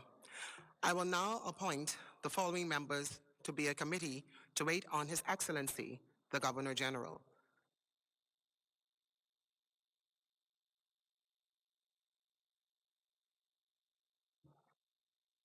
The Honorable Member for Golden Gates,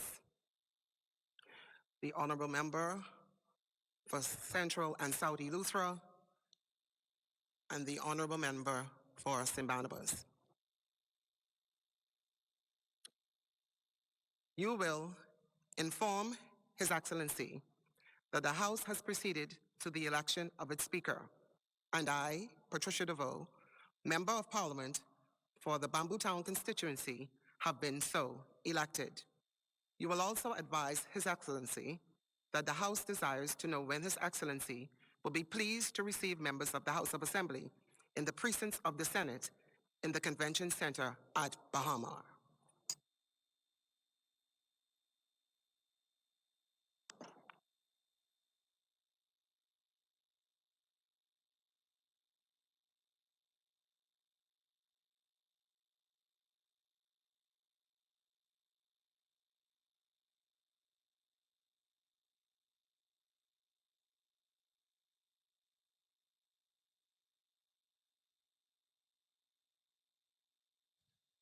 Yes, well, we've seen the Speaker and Deputy Speaker elected in the Senate and in the House of Assembly. For those just tuning in, the Speaker in the House of Assembly is the Honorable Patricia DeVoe, the Bamboo Town MP.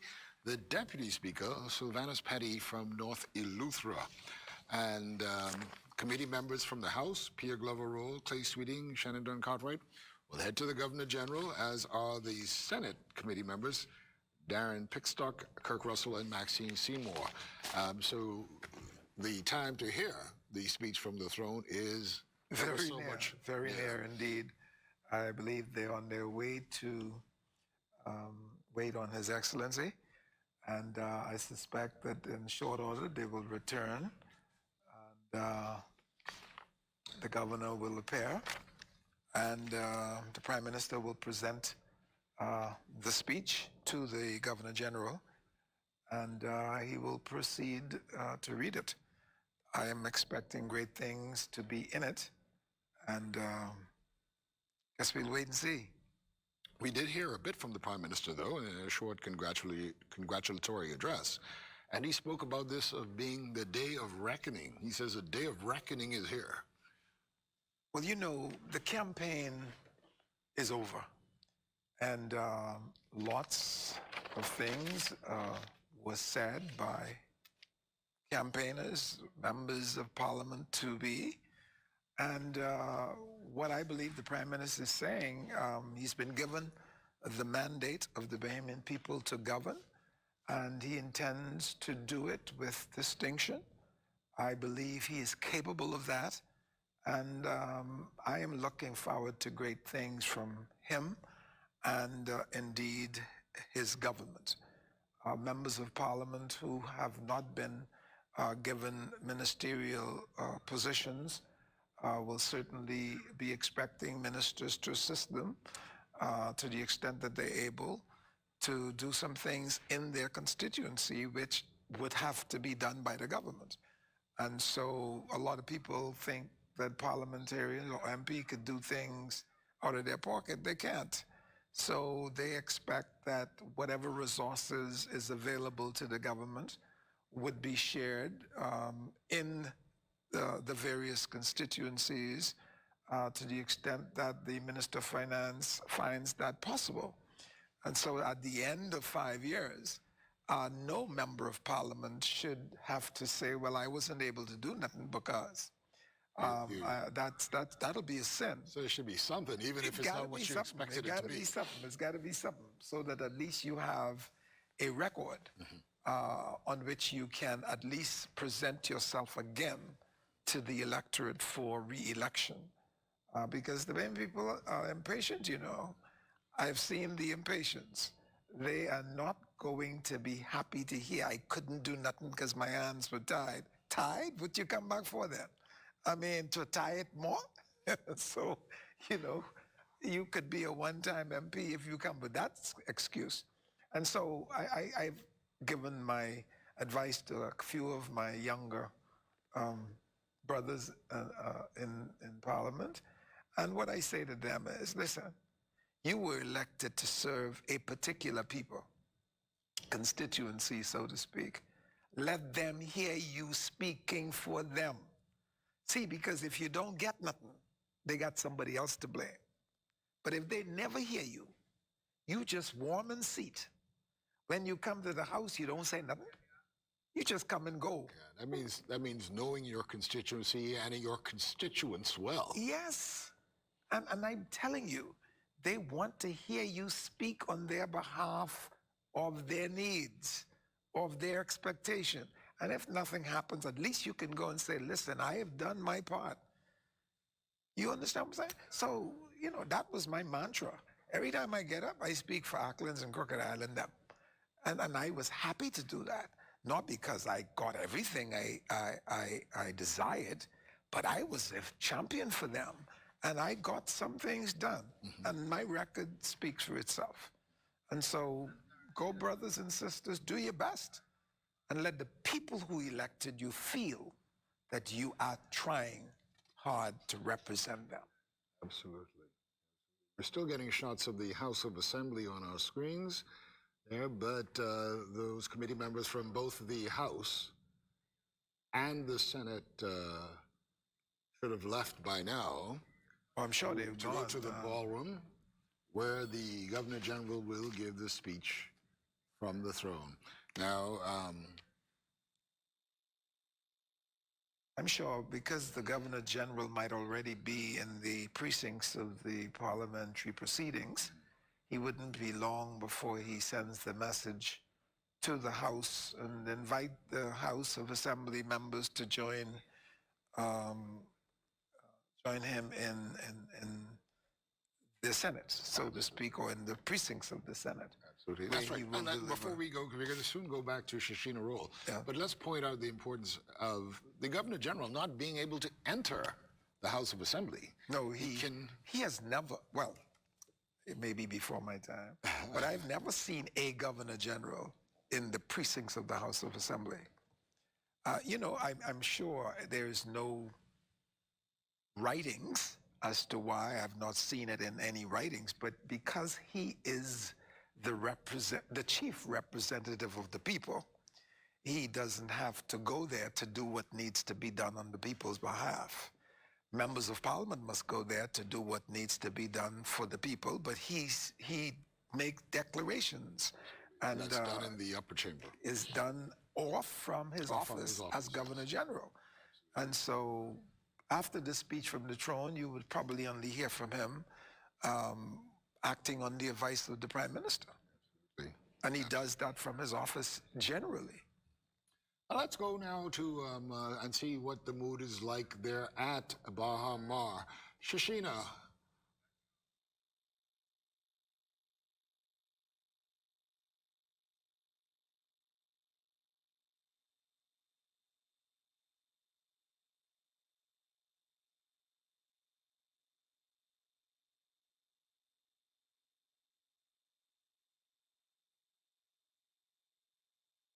The National Vice Chair of the Progressive Party. Thank you so much for joining us today. It's a pleasure to be here. It's a pleasure to be here, Shashina, with you today. You and I have spoken earlier. We talked a little bit about how historic this event has been so far and for so many reasons. Just a while ago, we would have seen the President of the Senate as well as the Speaker of the House, two powerful females, be elected to represent in those capacities. What are your thoughts on that?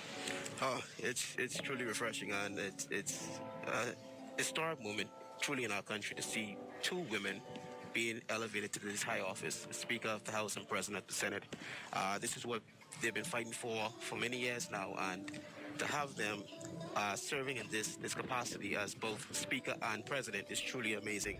And I think if Doris Johnson was alive right now, she would have been overwhelmed with joy and just that feeling of accomplishment, that what she's been fighting for women's rights in this country is now there. And you see that throughout the entire Davis-led government, where you have 7 women who are elected to power on September 17th and 16th to serve the people of the Bahamas, and they're now, for many of them, are serving in cabinet, doing an exceptional job. So it's truly a historic moment here today. Some 1,200 persons were set to attend this event, many of whom have traveled from throughout the Bahamas because they say that they wanted to be a part of and they wanted to support these parliamentarians, and they wanted to also take in the celebration. Right, and yeah, you have people from all over the Bahamas that came from Abaco all the way down to South Vinagua, and they truly look amazing. And this is what the opening of Parliament is. Yes, it You sure come is. out, you show your support to your elected member of House, because this is definitely the people's house, and you show them that, hey, we're here to help you and to congratulate you and celebrate with you, because this is a win for all of us, all Bahamians. The opening of Parliament is a historic, significant event that takes place in our country, and our people, for being locked up so long from last year, this whole COVID situation, it's truly a breath of fresh air to get some type of relief, to be outside and just be a part of this occasion. And it's amazing. And the Bahamian people, they truly showed up in the numbers today. They truly showed out, and it's truly a great event. And of course, we always talk about, when it comes to the opening of Parliament, the fashion that we see. No one really Indeed. puts it together like our Bahamian brothers and sisters. On the screen now, you see a wide variety of colors. Yep. You see the fascinators, so many of the fascinators, the beautiful hats. I'm not sure how much into fashion you are into, but also so many local designers. Right. The persons who I would have spoken to would have said that they went to local designers here for these outfits to be designed just for this momentous occasion, and it also speaks to the talent of our That we Bahamian have in our people. country, yeah. It's truly amazing. And I'm overwhelmed with joy just to be a part of it. We've had a trying year with this whole pandemic. Many of people who, when we wake up, you see so much RIPs on these social media outlets. But today we can actually, get a sense of relief and some type of joy in our hearts to know that many of them who wanted to be here are not here, but we are here to carry on that celebration for them and, remember them throughout this entire journey. So it's truly a special occasion here today, and I'm glad that many of those who are still here are able to partake in it, and those who are watching live can partake in it. And it's something that should always be carried on, because even the generation that's coming up underneath us has to know where they came from and what their country, how it started. And this significant event, it marks the date that we, as a Bahamian people, who have our independence, actually have Parliament, a celebratory service to open our Parliament doors to get the legislative part of our government going. So it's truly amazing. And of course, this is outside of the tradition, Right, where it takes place on Rawson Square. A lot of persons are able to attend this time around because of the global pandemic. Right.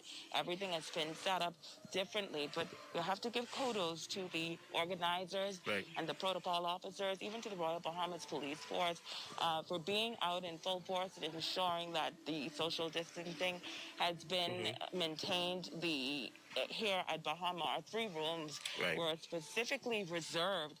One was for the Senate, one was for the House of Parliament, and here, in just a few moments, we will see when the Governor General comes to read the speech from the throne. So there are 3 different areas that have been strategically set up to ensure the social distancing and the limitations are placed where they needed to be placed. Right. And I like you say, I join in with you, Shishina, to say congratulations to the steering committee and all the protocol officers for not, because we are out of our element, but they replicated Parliament and the Senate so good that you felt like you actually are part of the gallery when you're sitting in there.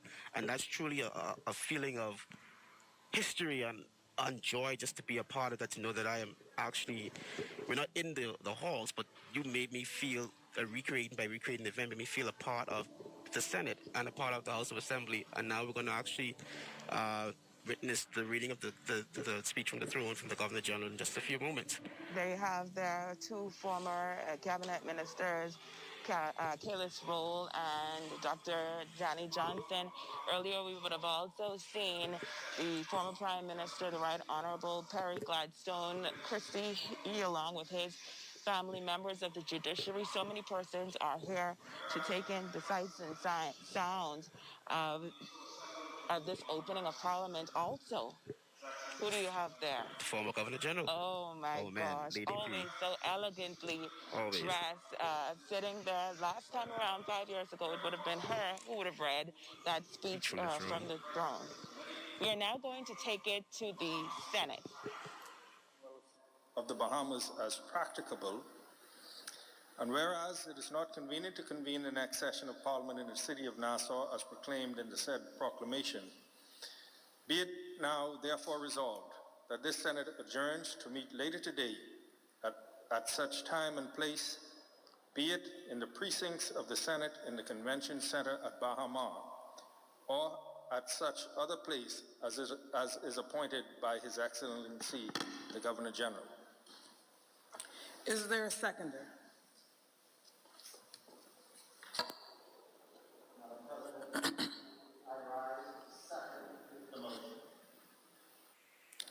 It has been moved and seconded that the following resolution be agreed. Whereas it was appointed by proclamation dated 19th day of August 2021 that the Parliament of the Bahamas be dissolved and that the next session of Parliament be held in the city of Wednesday, 6th day of October 2021. And whereas it is the custom and tradition of this Senate that after being so assembled to wait on Her Majesty's representative, His Excellency, the Governor General, with their President. And whereas it is conducive to good and democratic governance that the business of this Senate, whenever and wherever possible, be open to and conducted in the presence of as many people of the Commonwealth of the Bahamas as practicable. And whereas it is not convenient to convene the next session of Parliament in the city of Nassau as proclaimed in the said proclamation, be it now therefore resolved that this Senate adjourns to meet later today at the same time and place, be it in the precincts of the Senate in the Convention Center at Bahamas or at such other place as is appointed by His Excellency, the Governor General. As many as are in favor say aye. Those opposed say nay. The ayes have it.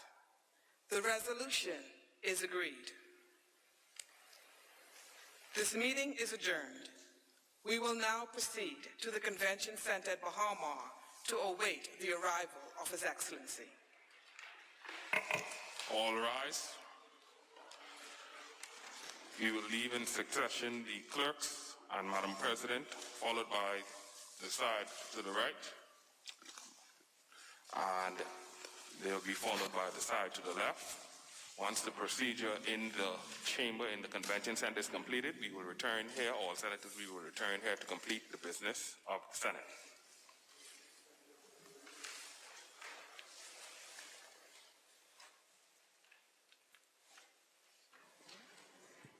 And as you would have heard there, that resolution would have passed where the senators and as well the members of the House will now join the Governor General here at the Grand Ballroom, the Convention Center, where we will hear the speech from the throne in a few moments. We've spoken to a lot of persons who are waiting anxiously and in anticipation of hearing exactly what this legislative agenda will be for the next session.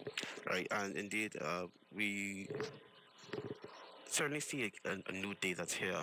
And everywhere you go to the Bahamas, you hear people saying this new day, new day.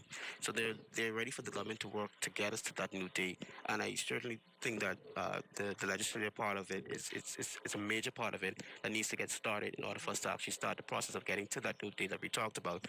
And everyone's anticipating what it will be. We just wait to see what the Governor General will charge them to do and what the throne says. So we all wait on that right now, but we're definitely waiting to see that new day, and it's going to be good. Of course, the Governor General, His Excellency C.H. Smith, he is no newcomer to this. He is a four-time member of Parliament, four-time cabinet minister, very astute politician and statesman. And we know that he brings a lot to the table. I have spoken with some of the ministers who would have been appointed and members of Parliament who would have been elected, who say that he has already given them so many words of advice and encouragement so far. Right, indeed. And we saw earlier, the Prime Minister, the Honorable Philip Ray Davis for Cat Island and Kingston Salvador, member of Parliament, he stated that there were actually 24 new members elected to Parliament. So you have 39 seats, and 24 of those seats being new members. So we're definitely going to see a different change and the thinking level inside Parliament. So that's one that we're going to follow. And I think that this session of Parliament is going to be heavily watched by many because people are waiting to see what's actually going to be presented. So this is definitely one that we're going to be following from this point on until the next election cycle. And of course, the new faces. And a lot of those new faces are young people, vibrant people, professionals from various sectors who we know will contribute to the furtherance of this economy, Indeed. to the growth of the economy, and to the betterment of the country. Indeed. And that's on both spectrums, both sides. both the Senate and the House of Assembly. Correct. Because you have now Mr. Barry Griffin. He's the youngest person to be elected by the Senate peers, colleagues, to be a vice president of the Senate. So that's truly a historic moment, well, in our country as well, that we should note. You know, Barry was the former chairman of the Progressive Young Liberals, and he's also a national vice chair as well for the Progressive Liberal Party. So I work closely with him, and he's going to do an exceptional job in his capacity as senator and as vice president of the Senate. The same thing with Quentin Lightburn. Young, astute young man, very intelligent, professional, and it's truly indeed amazing to see what they're going to do serving in that capacity, because it's really a historic moment here. And there we see the Attorney General coming in, Minister Michael Halkitis, and the Senator is now walking in. That is also, he's from Grand Bahama. Kirk Russell would have just passed. And Darren Henfield from Abaco. The Senator is now entering and being greeted with a warm round of applause.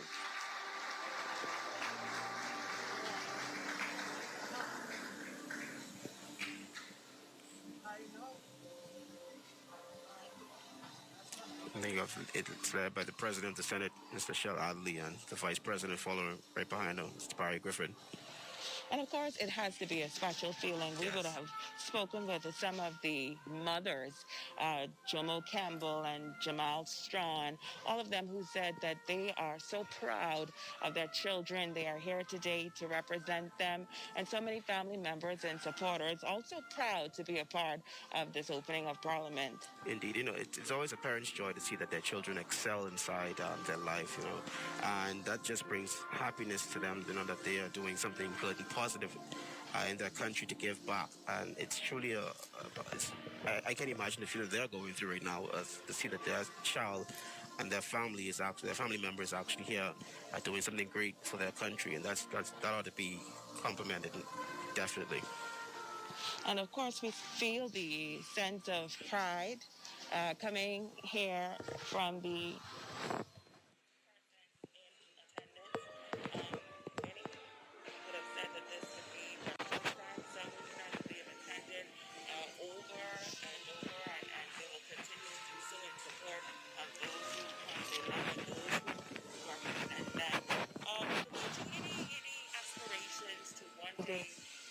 the halls of Parliament.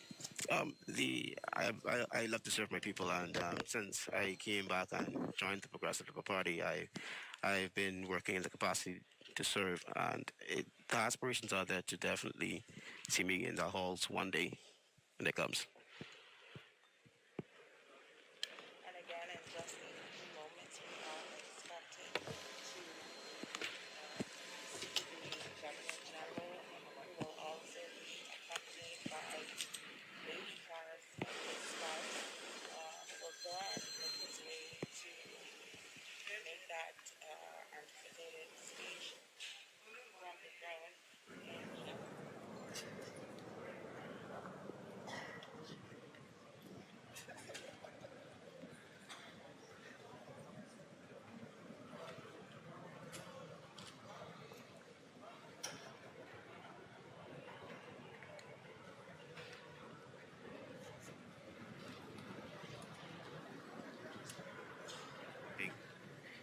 the ballroom to give the speech from the throne.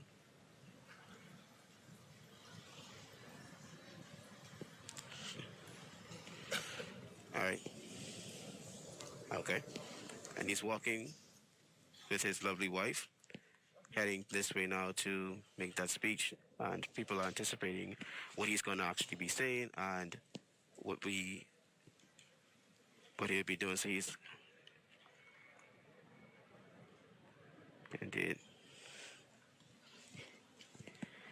being escorted by the Royal Guard. And now heading to the ballroom to give the speech. Okay.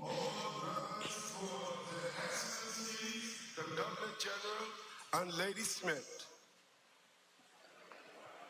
And now about to receive the Governor General.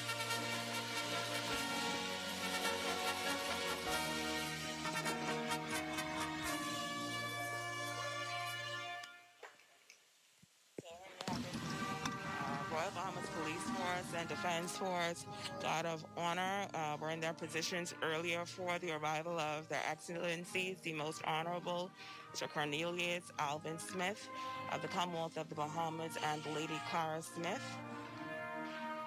The Excellencies, the Governor General and Lady Smith, will now be accompanied by Assistant Superintendent of Police Edgar Kemp. Once they would have arrived at the convention center. Now they are making their way into the grand ballroom here at the convention center.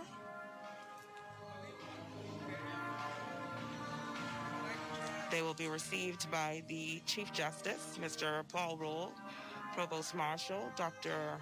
Raymond King, and the Commodore of the Defense Force, and the Deputy Chief of Protocol.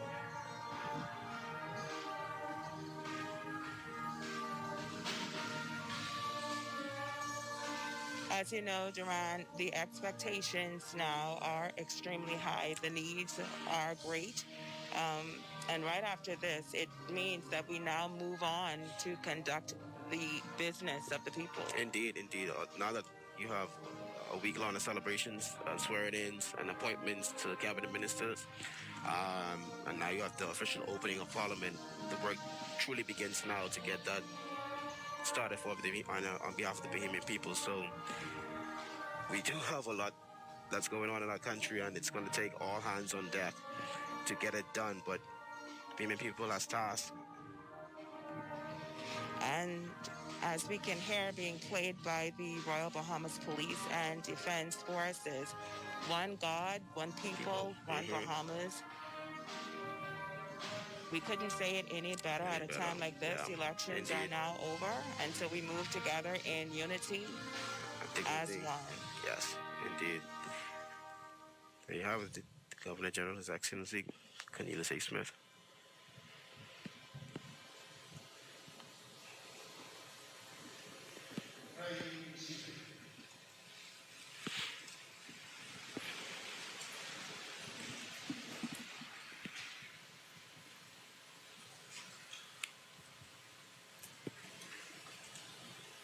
He's now going to read the speech from the throne. In just a few moments, we will hear from His Excellency C.A. Smith, the Governor General of the Bahamas. Many things we can expect and we anticipate that may be high on the agenda. One of those maybe even gender equality. Right. We see with 7 women now elected to Parliament. This is something now that we need to openly discuss once again and move forward with that. Indeed. And we see that all the chief magistrates are here as well, who make up our Supreme Court and judicial branch of the government as well, in support of the legislative branch.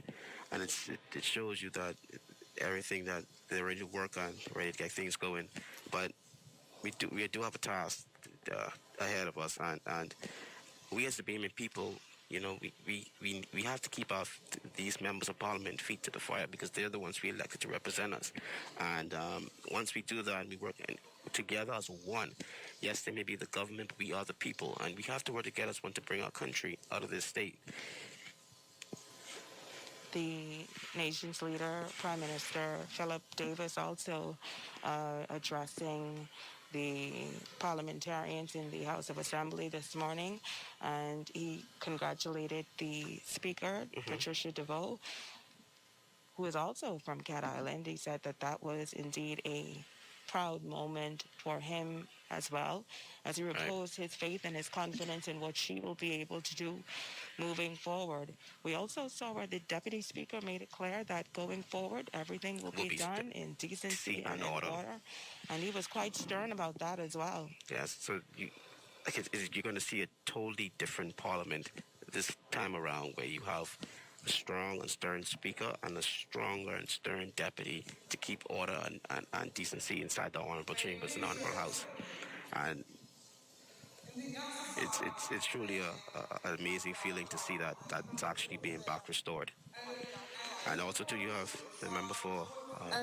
And in accordance with Article 44(1), we will now of the Honorable Senate to the has proceeded to the election of a Senate has proceeded to the election of a president, and I present myself, Your Excellency, as a humble object of... Thank you, Madam President. I congratulate you on your election to the office of President, of which a committee of the Senate was so good as to inform me earlier today.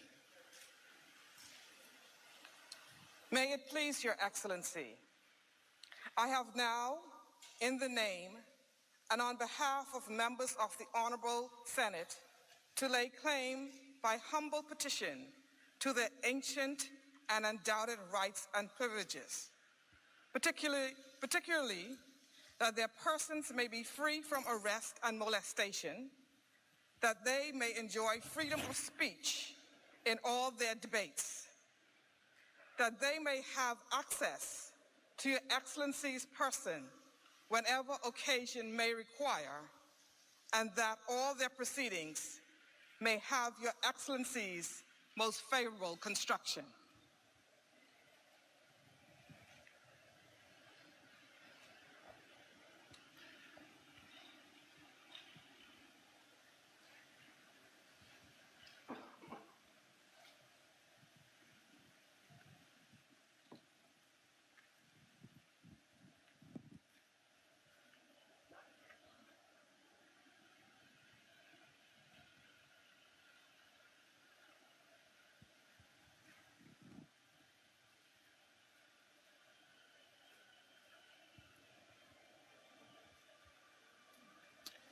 Gentleman Black Rod, you will proceed to the House of Assembly and command the immediate attendance upon me of the Honorable Speaker and the members of the Honorable House of Assembly.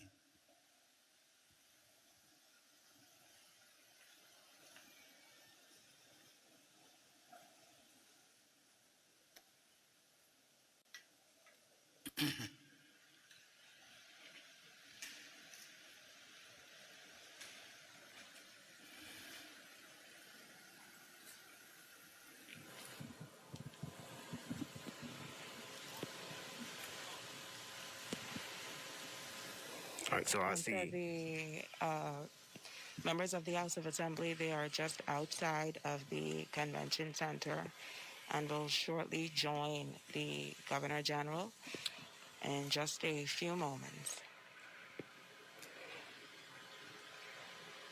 And once you have both the Senate and the House of Assembly together, then you will hear from the Governor General, His Excellency, will deliver the speech from the throne.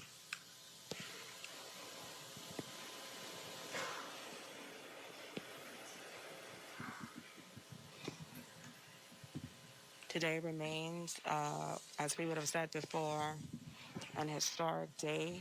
We are here at the Bahamas Convention Center, where we await the members of the House of Assembly to join the Governor General. We also know that we are here because one of the reasons is we know that inclement weather was set to happen, and that was one of the biggest fears.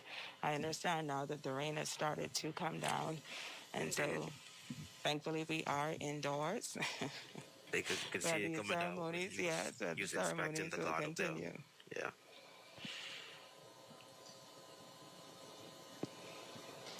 You know, these ceremonies always start with the royal salute and also the inspection of the guard. The Governor General himself walk around and inspect the officers, and that's truly a historic moment as well to add to today's opening as well. And it normally starts with, before you get to the swearing in and speeches from the Speaker and the Senate. And the gallery right now is quite quiet. Yep. As we all await. Before, though, when the speeches were made from the President of the Senate and also made from the Speaker of the House, in here was lively. It was, yeah. Because people were applauding some of the things that they were saying and truly congratulating the Prime Minister for a team that he has put together that will carry out the vision moving forward. Right, right. Thank you.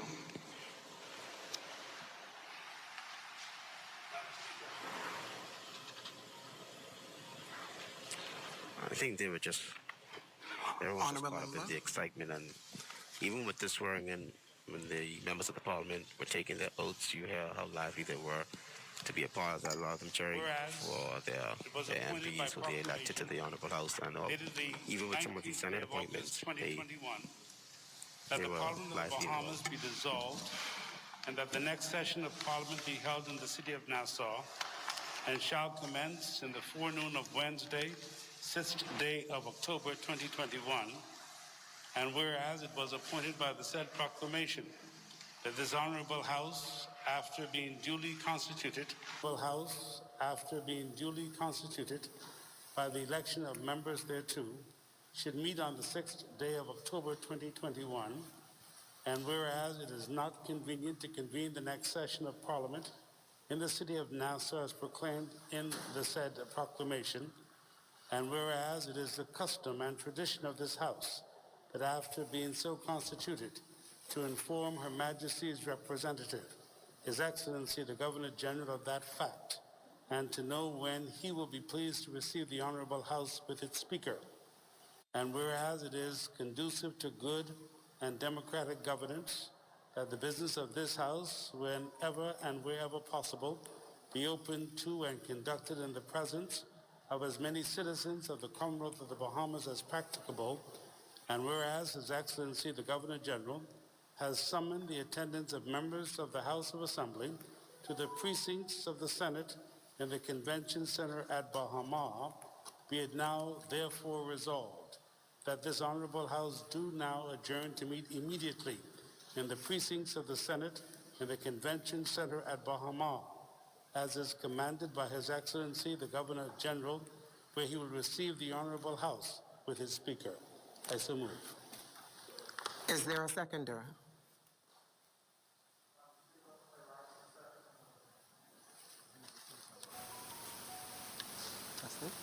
Resolution be agreed.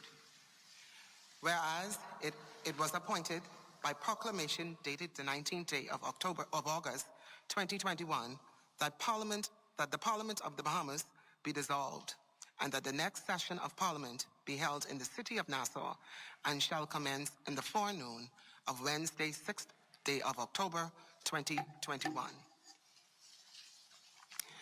Be it now therefore resolved that this honorable House do now adjourn to meet immediately in the precincts of the Senate in the Convention Center at Bahamas, as is commanded by His Excellency, the Governor General, where he will receive his honorable House with its Speaker. As many are in favor will remain seated, those opposed will stand. The resolution has been agreed.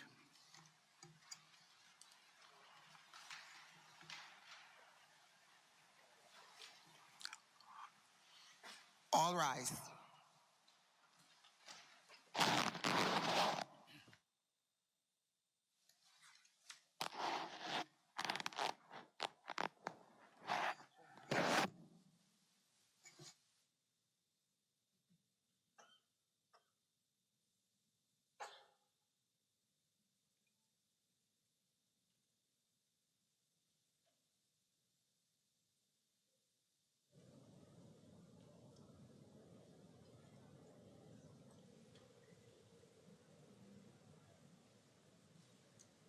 And there you have it, the leader of government business, who is also the Minister of Social Services and Urban Development and Member of Parliament for West Grand Bahama, Mr. Obadiah Wilstrom, reading that the resolution in part that they are to adjourn and meet immediately as commanded by His Excellency Governor General C.A. Smith. And so there you have it, the House coming now, and just a few doors down, walking, they will meet us here in the convention center.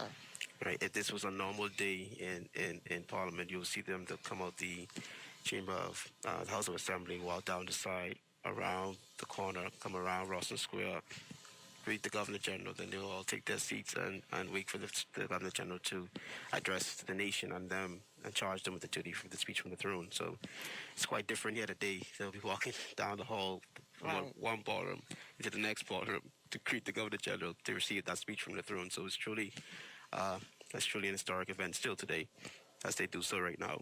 And of course, it is outside of the traditions that we have been accustomed to, but nonetheless, the times in which we live in means that you have to be creative. Right. And Right. this certainly speaks to that creativity.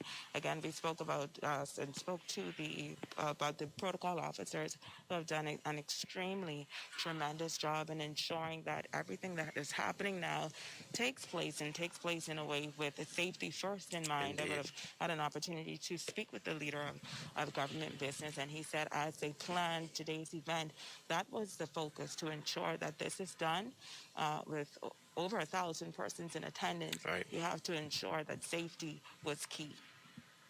Most definitely, especially because you know the climate right now, the COVID situation in our country, safety is definitely a priority. I'm glad that they took the necessary measures to even be, and they were very strict with that. Even at the door, coming into the building, you had to take a temperature and make sure that your mask is properly worn, your hands are properly sanitized, and if you didn't have a ticket to be in the building, you were not allowed in the building. So most definitely, the precautions that they took and put in place are definitely which was much needed to keep the crowd control under control.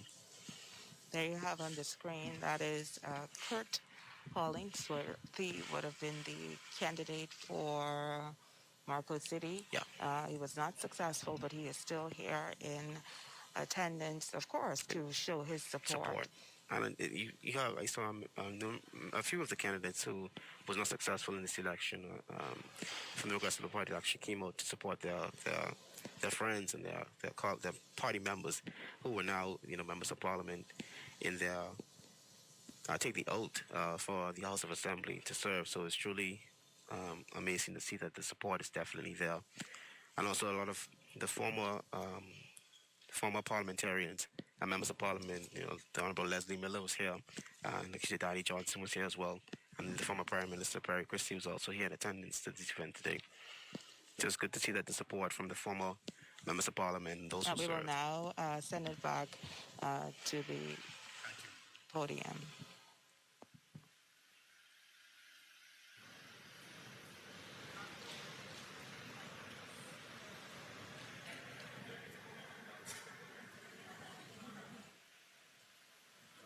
Okay, and now we can see where the members of Parliament who would have just recently taken that oath of office and have been sworn in are now making their way into the convention center. Indeed. She is led by Madam Speaker. We have to get used to saying that now. It's been a while. Madam Speaker, Patricia DeVoe, member for Bamboo Town, followed by the Prime Minister and the Deputy Prime Minister, and then the rest of you see some of the cabinet ministers there as well, and the rest of the members of Parliament. So It's truly a good thing. They're being welcome. And of course, they are getting a warm welcome. From the As crowd those here. who are in And a standing attendance ovation. are now standing there. We have the nation's leader, Prime Minister Philip Davis, followed by the Deputy Prime Minister, of course, Chester Cooper.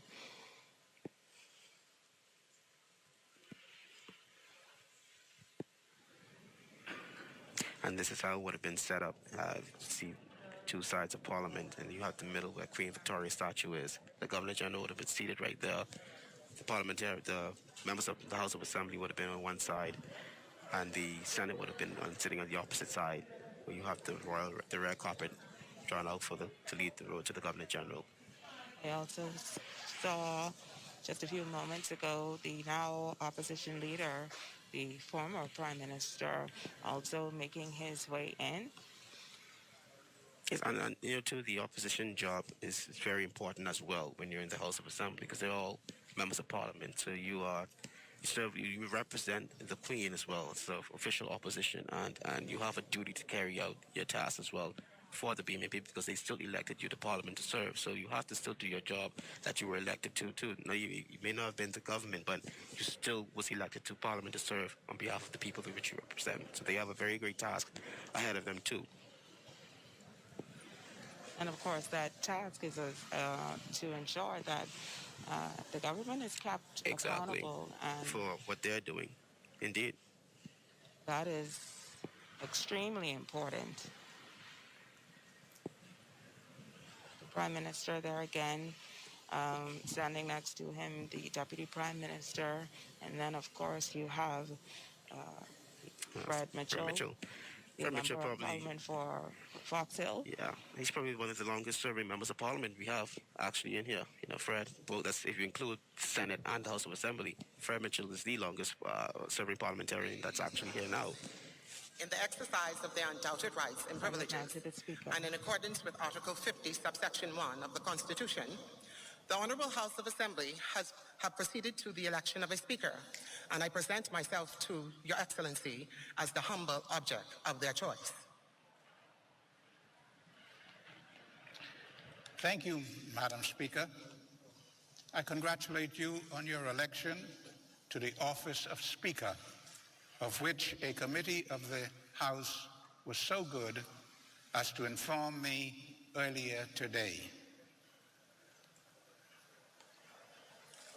May it please Your Excellency, I have now, in the name and on behalf of members of the Honourable House of Assembly, lay claim by humble petition to the ancient and undoubted rights and privileges, particularly that their person may be free from arrest and molestation, that they may enjoy freedom of speech in their debates, that they may have access to Your Excellency's person whenever occasion may require, and that all their proceedings may receive Your Excellency's most favorable construction.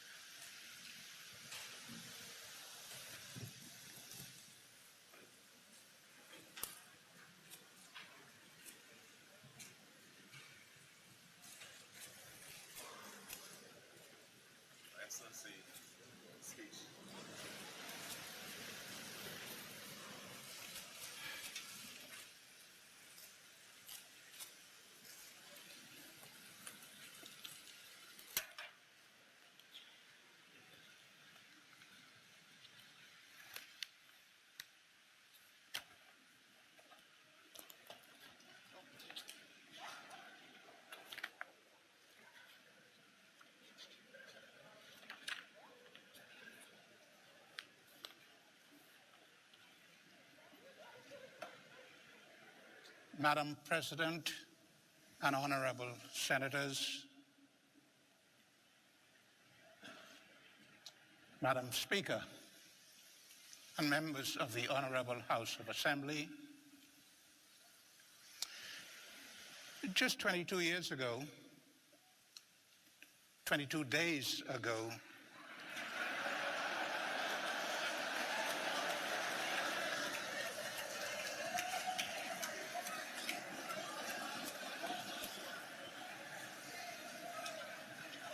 my government was elected with a mandate to bring about a new day in our Bahamas.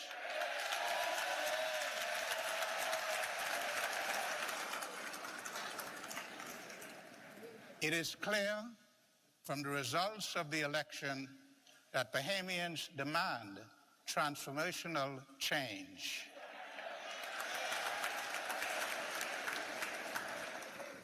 My government comes into governance with our country in the midst of a mismanaged health and economic crisis. My government is committed to work in partnership with other nations, with our local communities, and most importantly, with the Bahamian people to address the challenges that these crises pose. Today, my government proposes our blueprint for change.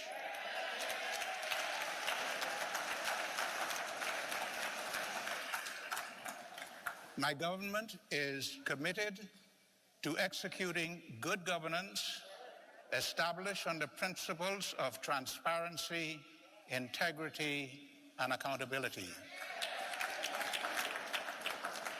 My government will consult and be inclusive in our decision-making. Madam President and honorable senators, Madam Speaker, and members of the Honorable House of Assembly, my government fully understands that we cannot resolve our country's economic crisis until we have resolved the health crisis.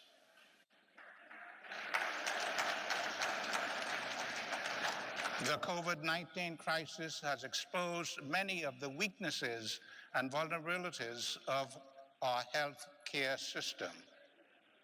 As a first priority, my government will therefore introduce legislation and policies to fully address future major health risks to avoid the need for emergency orders.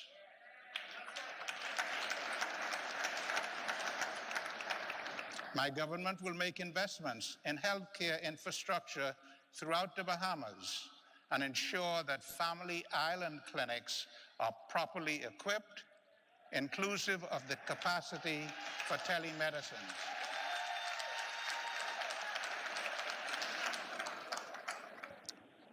My government will build new hospitals in New Providence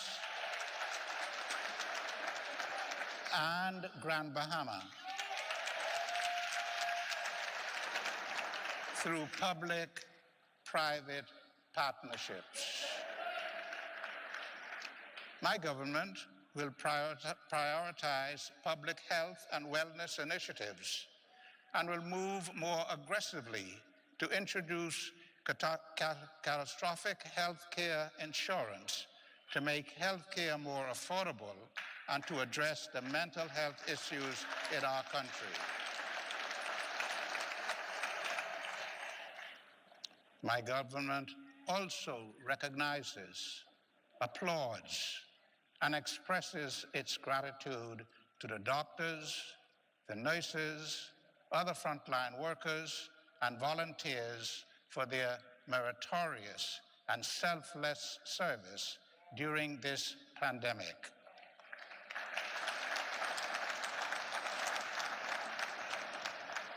Madam President and honorable senators, Madam Speaker, and members of the Honorable House of Assembly, the present economic crisis has left a trail of unprecedented misery among the Bahamian people and our public finances in a dismal state. But despite this bleak outlook, my government will introduce measures that will bring immediate relief to the Bahamian people and to businesses.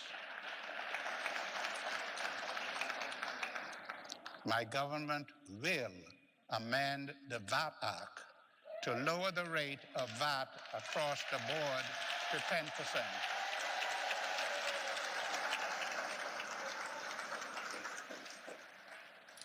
Madam President and honorable senators,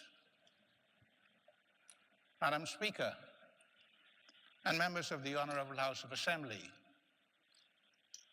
my government will focus on issues that will rescue, restore, and strengthen the economy. My government will pursue strategies to address infrastructural needs of the country. My government will pursue measures to stabilize public finances and increase public revenue. My government will implement a debt management plan to address the historic debt burden and deficit. My government will amend the Procurement Act to strengthen provisions for Bahamians' participation in government procurement at all levels. My government will amend the Fiscal Responsibility Act to strengthen the independence of the Fiscal Responsibility Council. My government will amend the Public Financial Management Act to ensure full compliance with all existing legislation. My government will amend the Commercial Enterprises Act to ensure that when jobs are being filled, Bahamians receive the highest priority.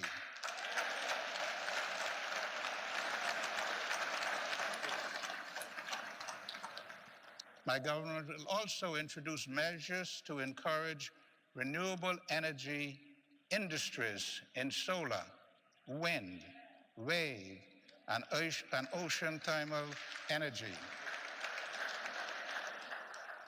My government recommits the Bahamas to a minimum reliance on renewable energy by 30% by 2030. My government will introduce a merchant shipping bill to bring our jurisdiction in line with its international obligations and to enhance our competitive edge in the global maritime industry. My government will promote Grand Bahama to harness the power of the maritime industry. Madam President and honorable senators, Madam Speaker, and members of the Honorable House of Assembly, my government strongly commits to introducing a number of initiatives to support the growth and development of the cultural and creative economy. My government will introduce measures to employ Junkanoo culture and the visual performing arts to drive exports in music, costumes, and art.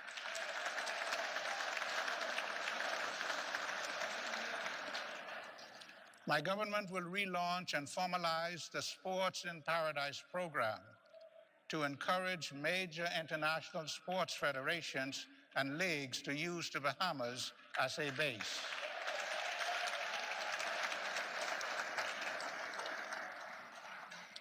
Madam President and honorable senators,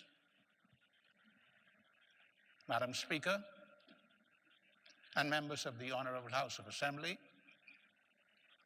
my government is committed to achieving greater food security and reducing our reliance on imports as a matter of priority.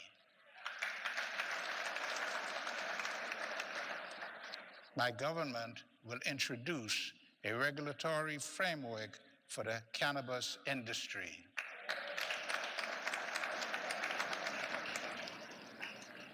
Madam President and honorable senators, Madam Speaker, and members of the Honorable House of Assembly, my government will introduce legislation to facilitate a comprehensive program of digitization for the country. Madam President and honorable senators, Madam Speaker, and members of the Honorable House of Assembly, my government will restructure the Bahamas Investment Authority to streamline application processes and develop a new marketing strategy. My government will consult with key stakeholders and appropriately amend legislation to provide increased tax incentives and concessions for domestic investors. My government will transform approval processes and launch Bahamas Invest to retain competitiveness and mobilize local and international investors to grow the economy. My government will return tourism to pre-COVID levels by harnessing existing markets. My government will develop an investment portfolio for the Family Islands to promote an investor-friendly environment with a focus on an investment portfolio for specialized industries. My government will undertake infrastructural upgrades throughout all of the islands of the Bahamas in an effort to create investment portfolios. My government will expand the provision of potable water and implement a national strategy for the management of water as a natural resource. The government will introduce a new and progressive building code to increase resilience in the face of climate change. The government will expedite the development of the airports in Exuma, Grand Bahama, and North Eleuthera, and will advance the development of all major airports across the Bahamas through public-private partnerships. Madam President and honorable senators, Madam Speaker, and members of the Honorable House of Assembly, even as we vigorously pursue avenues of progress throughout our country, my government is mindful that we will not leave behind the most vulnerable or discouraged people in our society. My government will enhance social assistance programs. My government, in collaboration with the private sector and non-governmental organizations, will implement immediate relief measures for Abaco, Grand Bahama, and Ragged Island.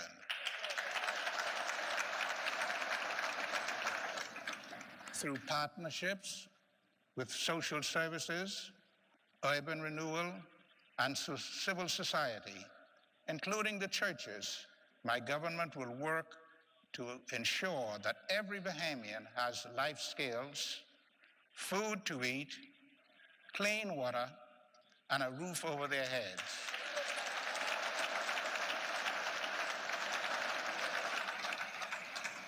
My government will increase the pension for senior citizens.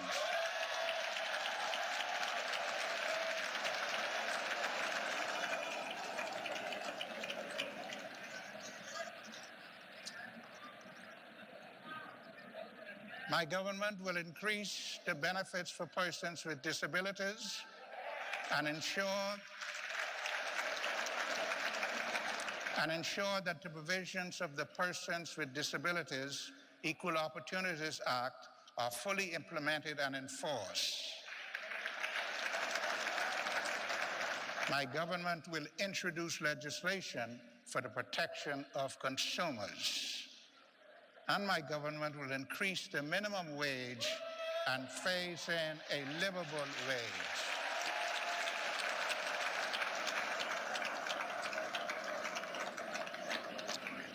My government will reintroduce the RISE program, which provided substantial benefits to many families.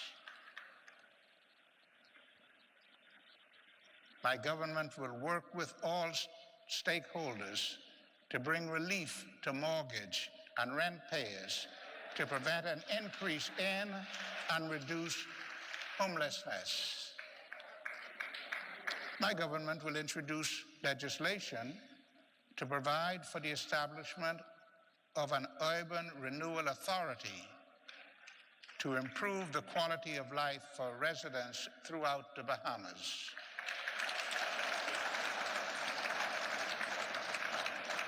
My government will create a national second chance jobs program that allows those who have served prison time to enter the job market.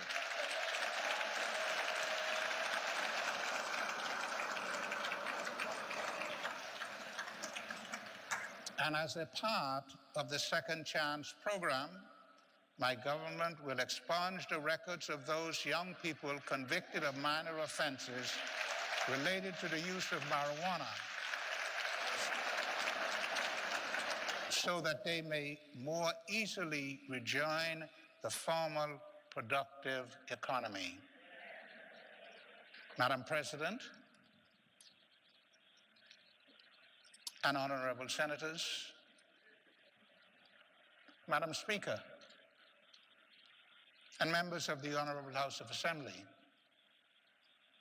my government is fully committed to ensuring that the citizens of the Bahamas feel safe and secure and will address crime and its associated social ills by adopting a holistic and multifaceted approach.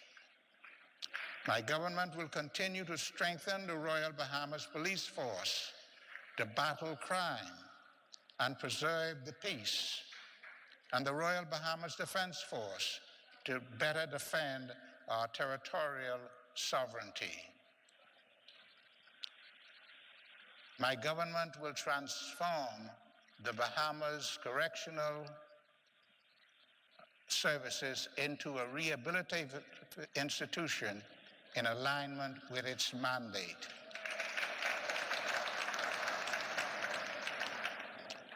My government, after the broadest consultation with stakeholders, will seek to reform the electoral process in the Bahamas.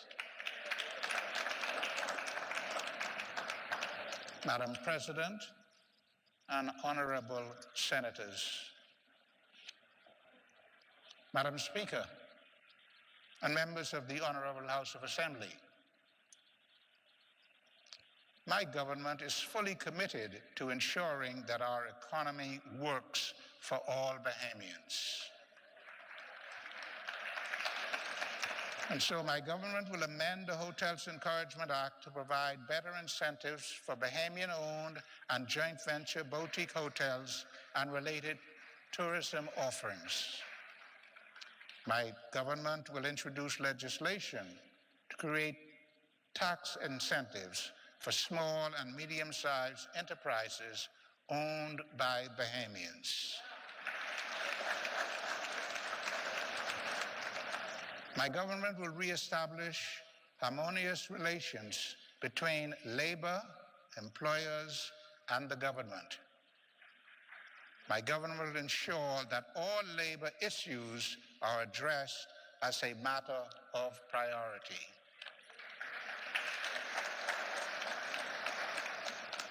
My government will advance the overall effectiveness of the public service through the expansion of training programs to assist in proper skill set placement, customer service, and revenue enhancement, also by implementing digitization to provide efficiency in clearing backlogs within the ministry and Public Service Commission. In handling the accumulation of pending matters, my government will create room for new matters to be addressed immediately and consistently. Madam President and honorable senators, Madam Speaker and honorable members of the Honorable House of Assembly, my government considers housing to be a basic right, and through programs and policies, it will increase access to affordable homes. New subdivisions will be developed used in public-private partnerships. My government will return to building houses for Bahamians.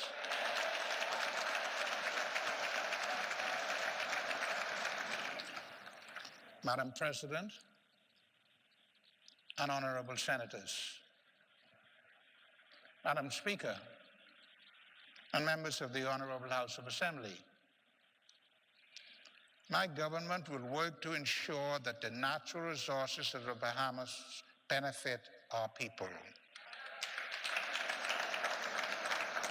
My government will strengthen legislation that established a sovereign wealth fund. My government proposes that all of our non-financial assets will be held in this fund for the benefit of generations of Bahamians. My government will provide the legal, fiscal, and regulatory framework with the creation of the Ministry of Natural Resources and the Environment. My government will secure carbon credit payments for our natural resources. Madam President and honorable senators, Madam Speaker, and members of the Honorable House of Assembly,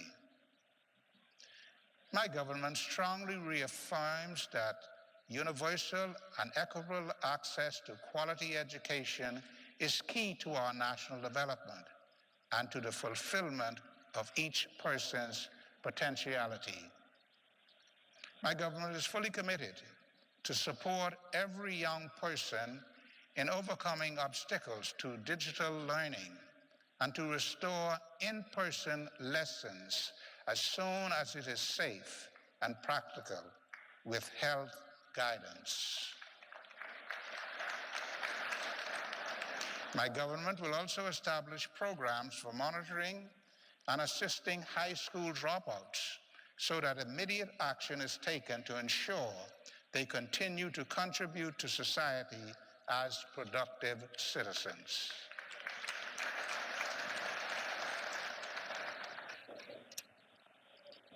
My government will introduce measures to expand the curriculum offerings and incorporate educational models that build character, promote self-esteem, foster good citizenship for a deeper understanding and appreciation of our history. My government will ensure that the gap in access to education caused by COVID-19 prevention protocols is closed with a comprehensive remediation program to ensure that no child is left behind.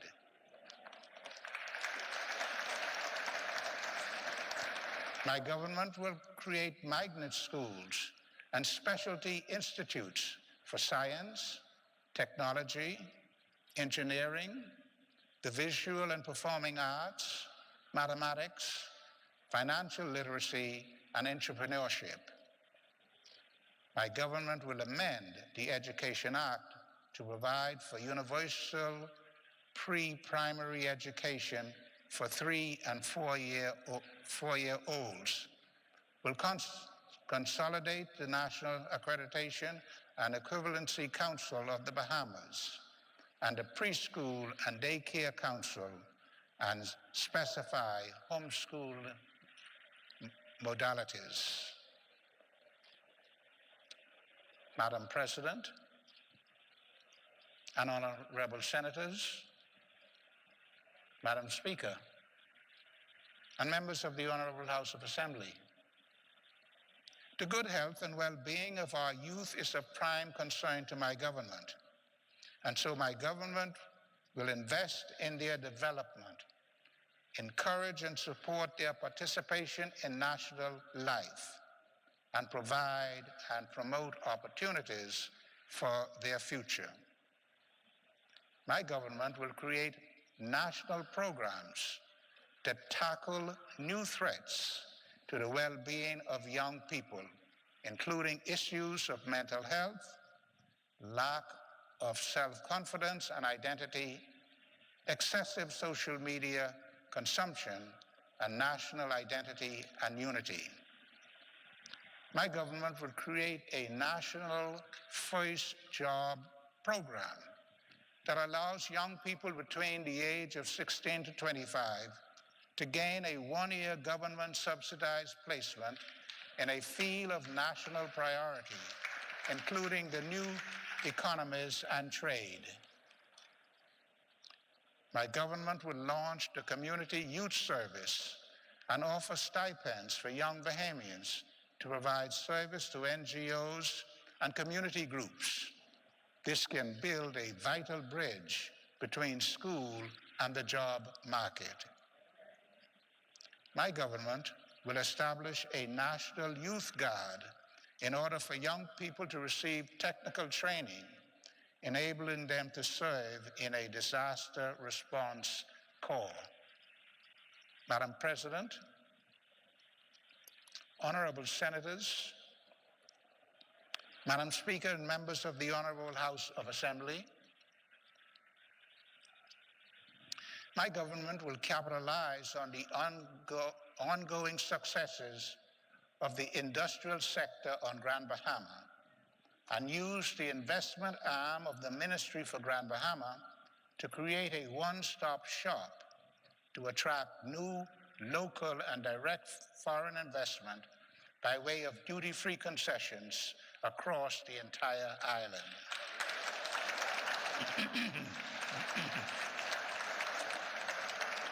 Family island affairs and local government are priorities for my government. My government will develop strategic plans for each island. My government will work towards the finalization of a local government act for New Providence. My government will empower local government with revenue-raising powers and shared jurisdiction over local affairs and community management and development. My government will increase the budget for local government councils during our 5-year term. Madam President and honorable senators, Madam Speaker, and members of the Honorable House of Assembly, my government will not tolerate corruption and is committed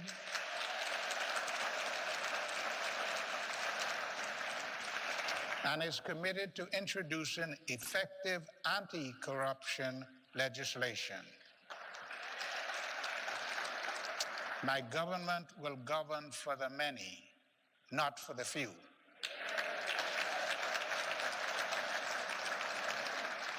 And promote the best interests of Bahamians and the Bahamas. My government will increase accountability and transparency.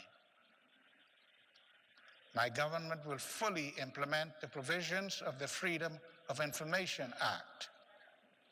Measures will be introduced to amend the rules of the House of Assembly to enable fixed sessions of Parliament. My government will pursue a foreign policy that promotes and upholds our founding principles of democracy, human rights, and non-interference. My government will strengthen its engagement with the international community, becoming more strategic and deliberative in our participation in regional and international organizations. And in collaboration with neighboring countries, my government will work to strengthen our maritime borders and seek regional solutions to common issues such as migration.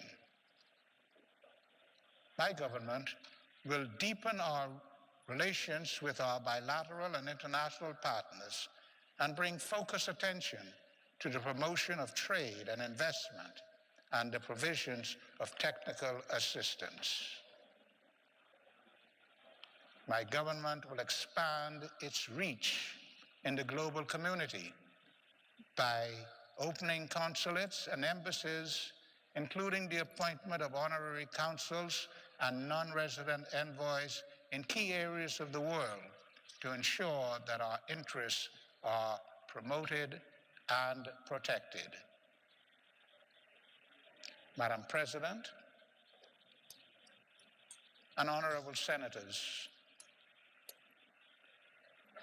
Madam Speaker, and members of the Honorable House of Assembly, these are the policies and plans upon which my government will legislate in order to bring about a new day in the Bahamas.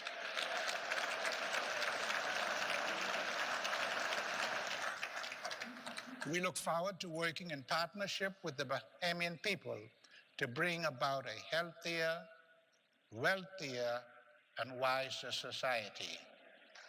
I pray that the blessings of Almighty God may rest upon your councils.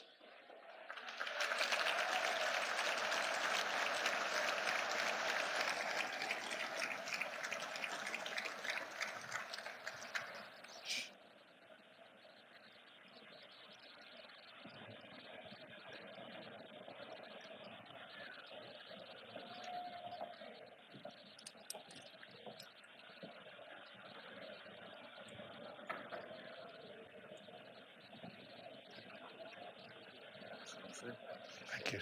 Thank you. C.A. Smith reading the speech from the throne, a speech that says that this government is committed to a mandate to bring about a new day in our Bahamas. A number of areas of focus that really got this crowd going, that they really applauded. We heard about the Freedom of the Information Act, that the government intends to fully implement those provisions, as well as an increase for senior citizens.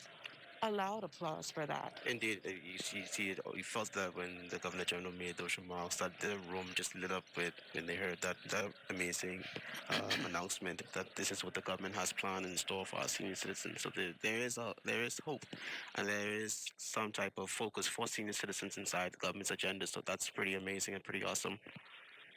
Also, a promise made on from the campaign trail. The government will amend the VAT Act to lower the rate of VAT across the board to 10%. It is one that has been met with some criticism. Some say that it cannot be done. Here you heard in that speech from the throne where the Prime Minister is saying that it will be done. It will be done. And that was a strong, bold statement that was made, and it was enforced. You could hear it in the Governor General's voice where he said it. This is going to take place, and it will happen. So just wait and see how it all plays out. There's some good stuff inside the legislative agenda of this new day government. Also, the increase of the minimum wage and phase in a livable wage. This is something that Bahamians have been asking for a very long time. Yeah, as you know, Shashina, many of our Bahamian people, they work hard and they barely make a living with the amount of bills and stress that they have in the country. So this right here, it's a big step forward for the advancement of people's lives and the advancement of the Bahamian economy as a whole by increasing the minimum wage to another level. So this is just awesome. I mean, this is a new day that we were waiting for and hoping for, and it's actually here. It's here. Also, the Prime Minister not only did the speech from the throne include the livable wage or the increase for senior citizens, but also a second chance jobs program that will allow those who have served prison time to enter the job market as well. I think that right there is a pivotal point, like getting people back into the workforce and getting a control on your poverty level and your crime in your country. Find something for them to do, and they will be more focused on doing that thing, making money and doing the things that they love to do. So giving them that second opportunity, that's what Brave Davis is about. I work closely with him, and he's a man of second chances, and I'm glad that he made it official by putting it in the legislative agenda that those who went to prison has a second chance to actually making a life of themselves and become a valuable contributor to this economy and this country as a whole. And there you have the Governor General, His Excellency C.A. Smith, holding the hand of his beautiful wife, Lady Clara Smith, as they now make their way down, departing from the throne. At the conclusion of his speech, His Excellency would have bowed to the President of the Senate and to the Speaker of the House of Assembly, both of whom in turn approach the throne, and His Excellency will then present a copy of that speech. His Excellency, the Governor General, will also bow to the President of the Senate and Speaker of the House of Assembly and the members of Parliament.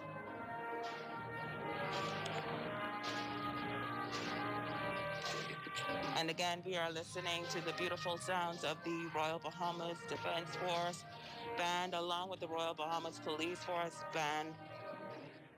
I think Two entities that always make us so proud anytime they play, especially at these official ceremonies.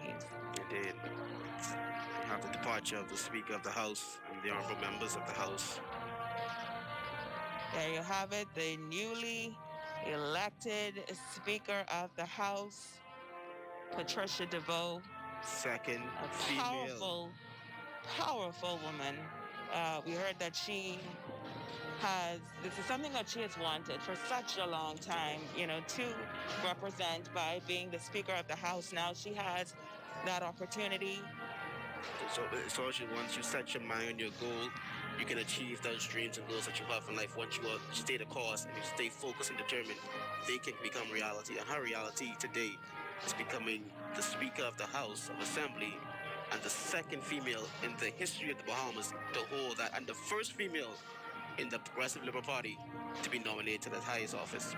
Absolutely. So it's absolutely amazing. Now, we see the Royal Bahamas Police Force there.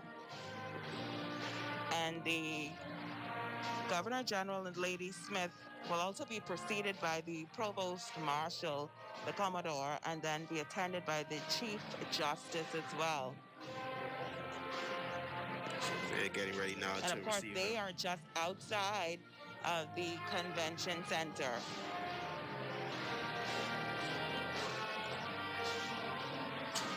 We love to see the uniformity of the branches as they perform, as the salutes are done.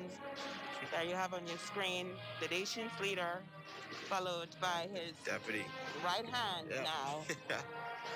Those two together have a lot of work to do. It's a lot of work based on what we would have heard from the speech from the throne. I saw one of our audience members say if they are able to complete all of these tasks within this 5 years, that could potentially guarantee them another 5 years. I think this is going to set the pace, and it could be history changing if it happens. If they deliver what they promised in the legislative agenda, which was read from the throne by the Governor General, which was presented to from the Prime Minister to the Governor General.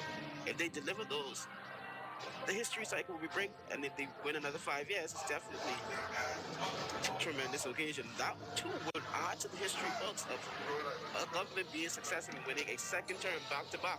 Because every year, 5 years, we switch out governments, but they deliver it, they can happen. But it's a lot of transformative things inside, agendas inside this speech on the throne, which gives Bahamian people hope.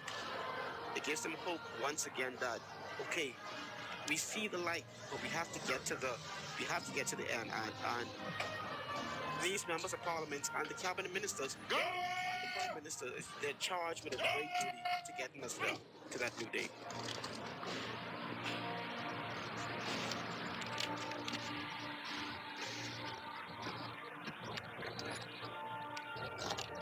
And of course, the president.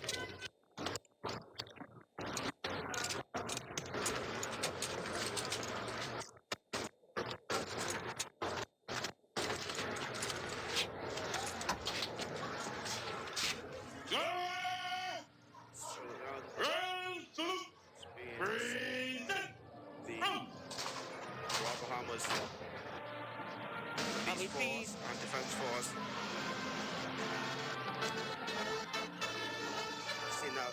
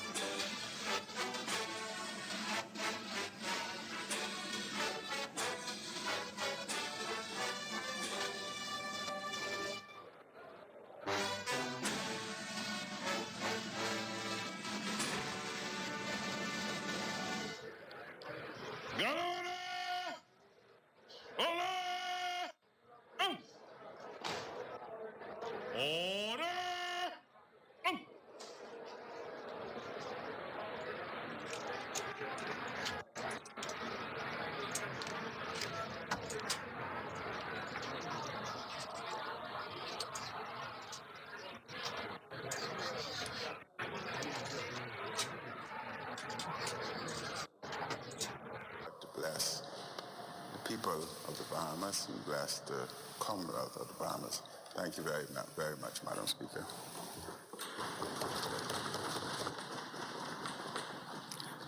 Thank you, Honorable Member for Kalani. In this session now, we will forego the appointment of committee members until the next sitting of the House.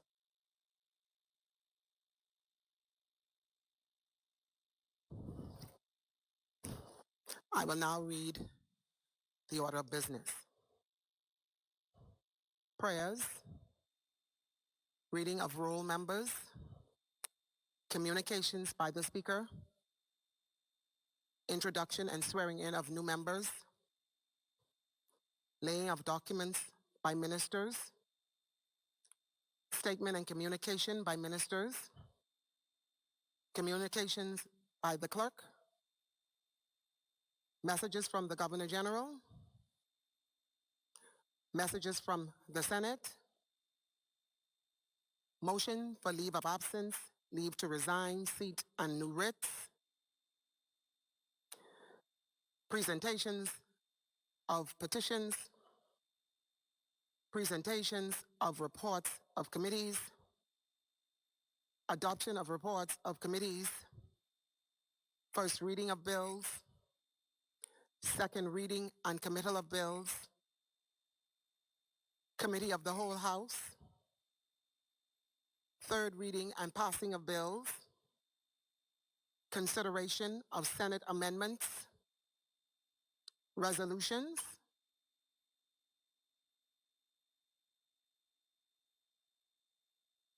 the chair recognizes Honorable Member for Western and Bimini. I'd like to move the following resolution. Resolved that all bills, proceedings, and other papers connected with that the present session of the House be printed unless otherwise resolved, and that Madam Speaker be and she is hereby authorized to enter into a contract or contracts for the proper performance of such printing, and also to ensure the early publication of the votes in pamphlet form. I so move. Thank you. Is there a seconder?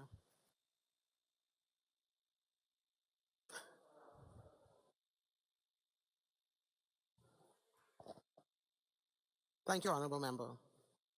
It has been moved and seconded that the following resolution be agreed.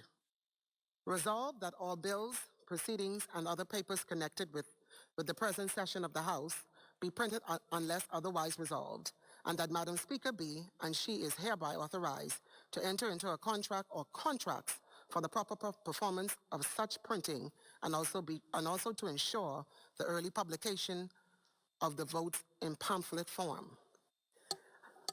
As many are in favor will remain seated. Those opposed will stand. The resolution is agreed. Further resolutions? Madam Speaker, I wish to move the following resolution. Resolved that Madam Speaker be and she is hereby authorized to make provision for a chaplain so that prayers may be read at the beginning of each meeting of the House before any business is entered upon. I so move. Thank you, Honorable Member. Is there a seconder?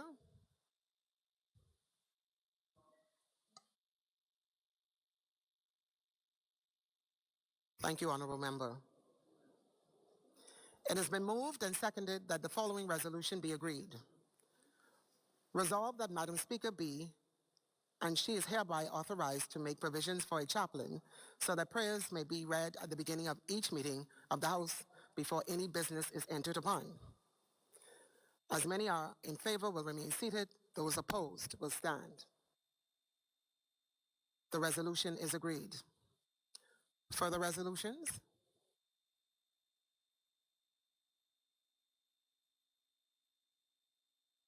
If there are no further resolutions,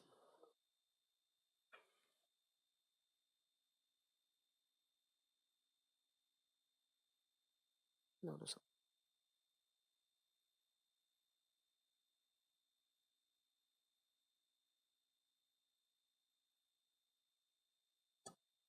Member statements, appointment of select committees, instructions to select committee, discharge of select committees, notice for further meetings.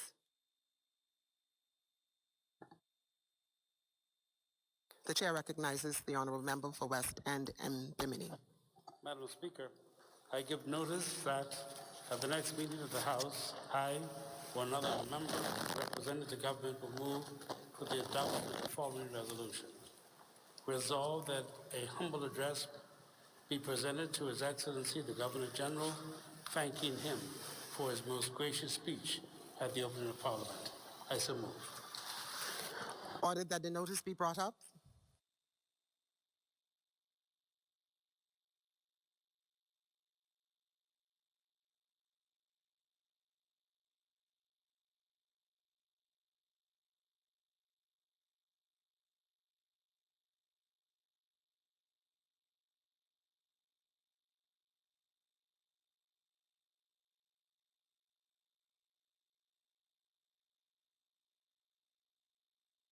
Further notices?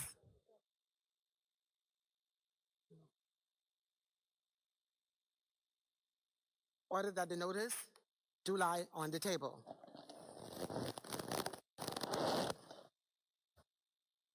Further notices?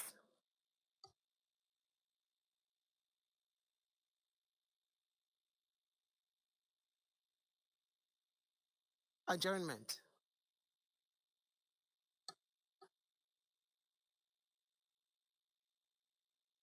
The chair recognizes the honorable member for West End and Bimini.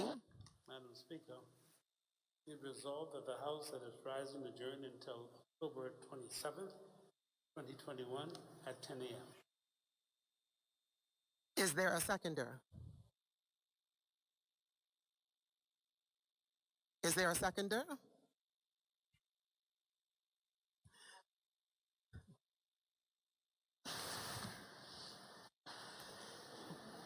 It has been moved and seconded that the House at its rising do adjourn to the 27th of October, 2021 at 10 a.m.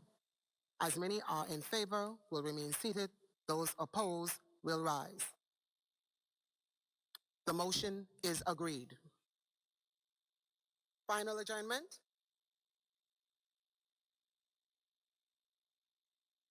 The chair recognizes the honorable member for West End and Bimini. Madam Speaker, I move that the House do now adjourn.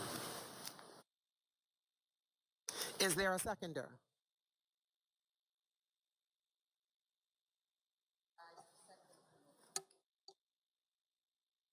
It has been moved and seconded that the House do now adjourn. As many are in favor will remain seated. Those opposed will stand. The motion is carried. The House stands adjourned to the 27th of October, 2021 at 10 a.m.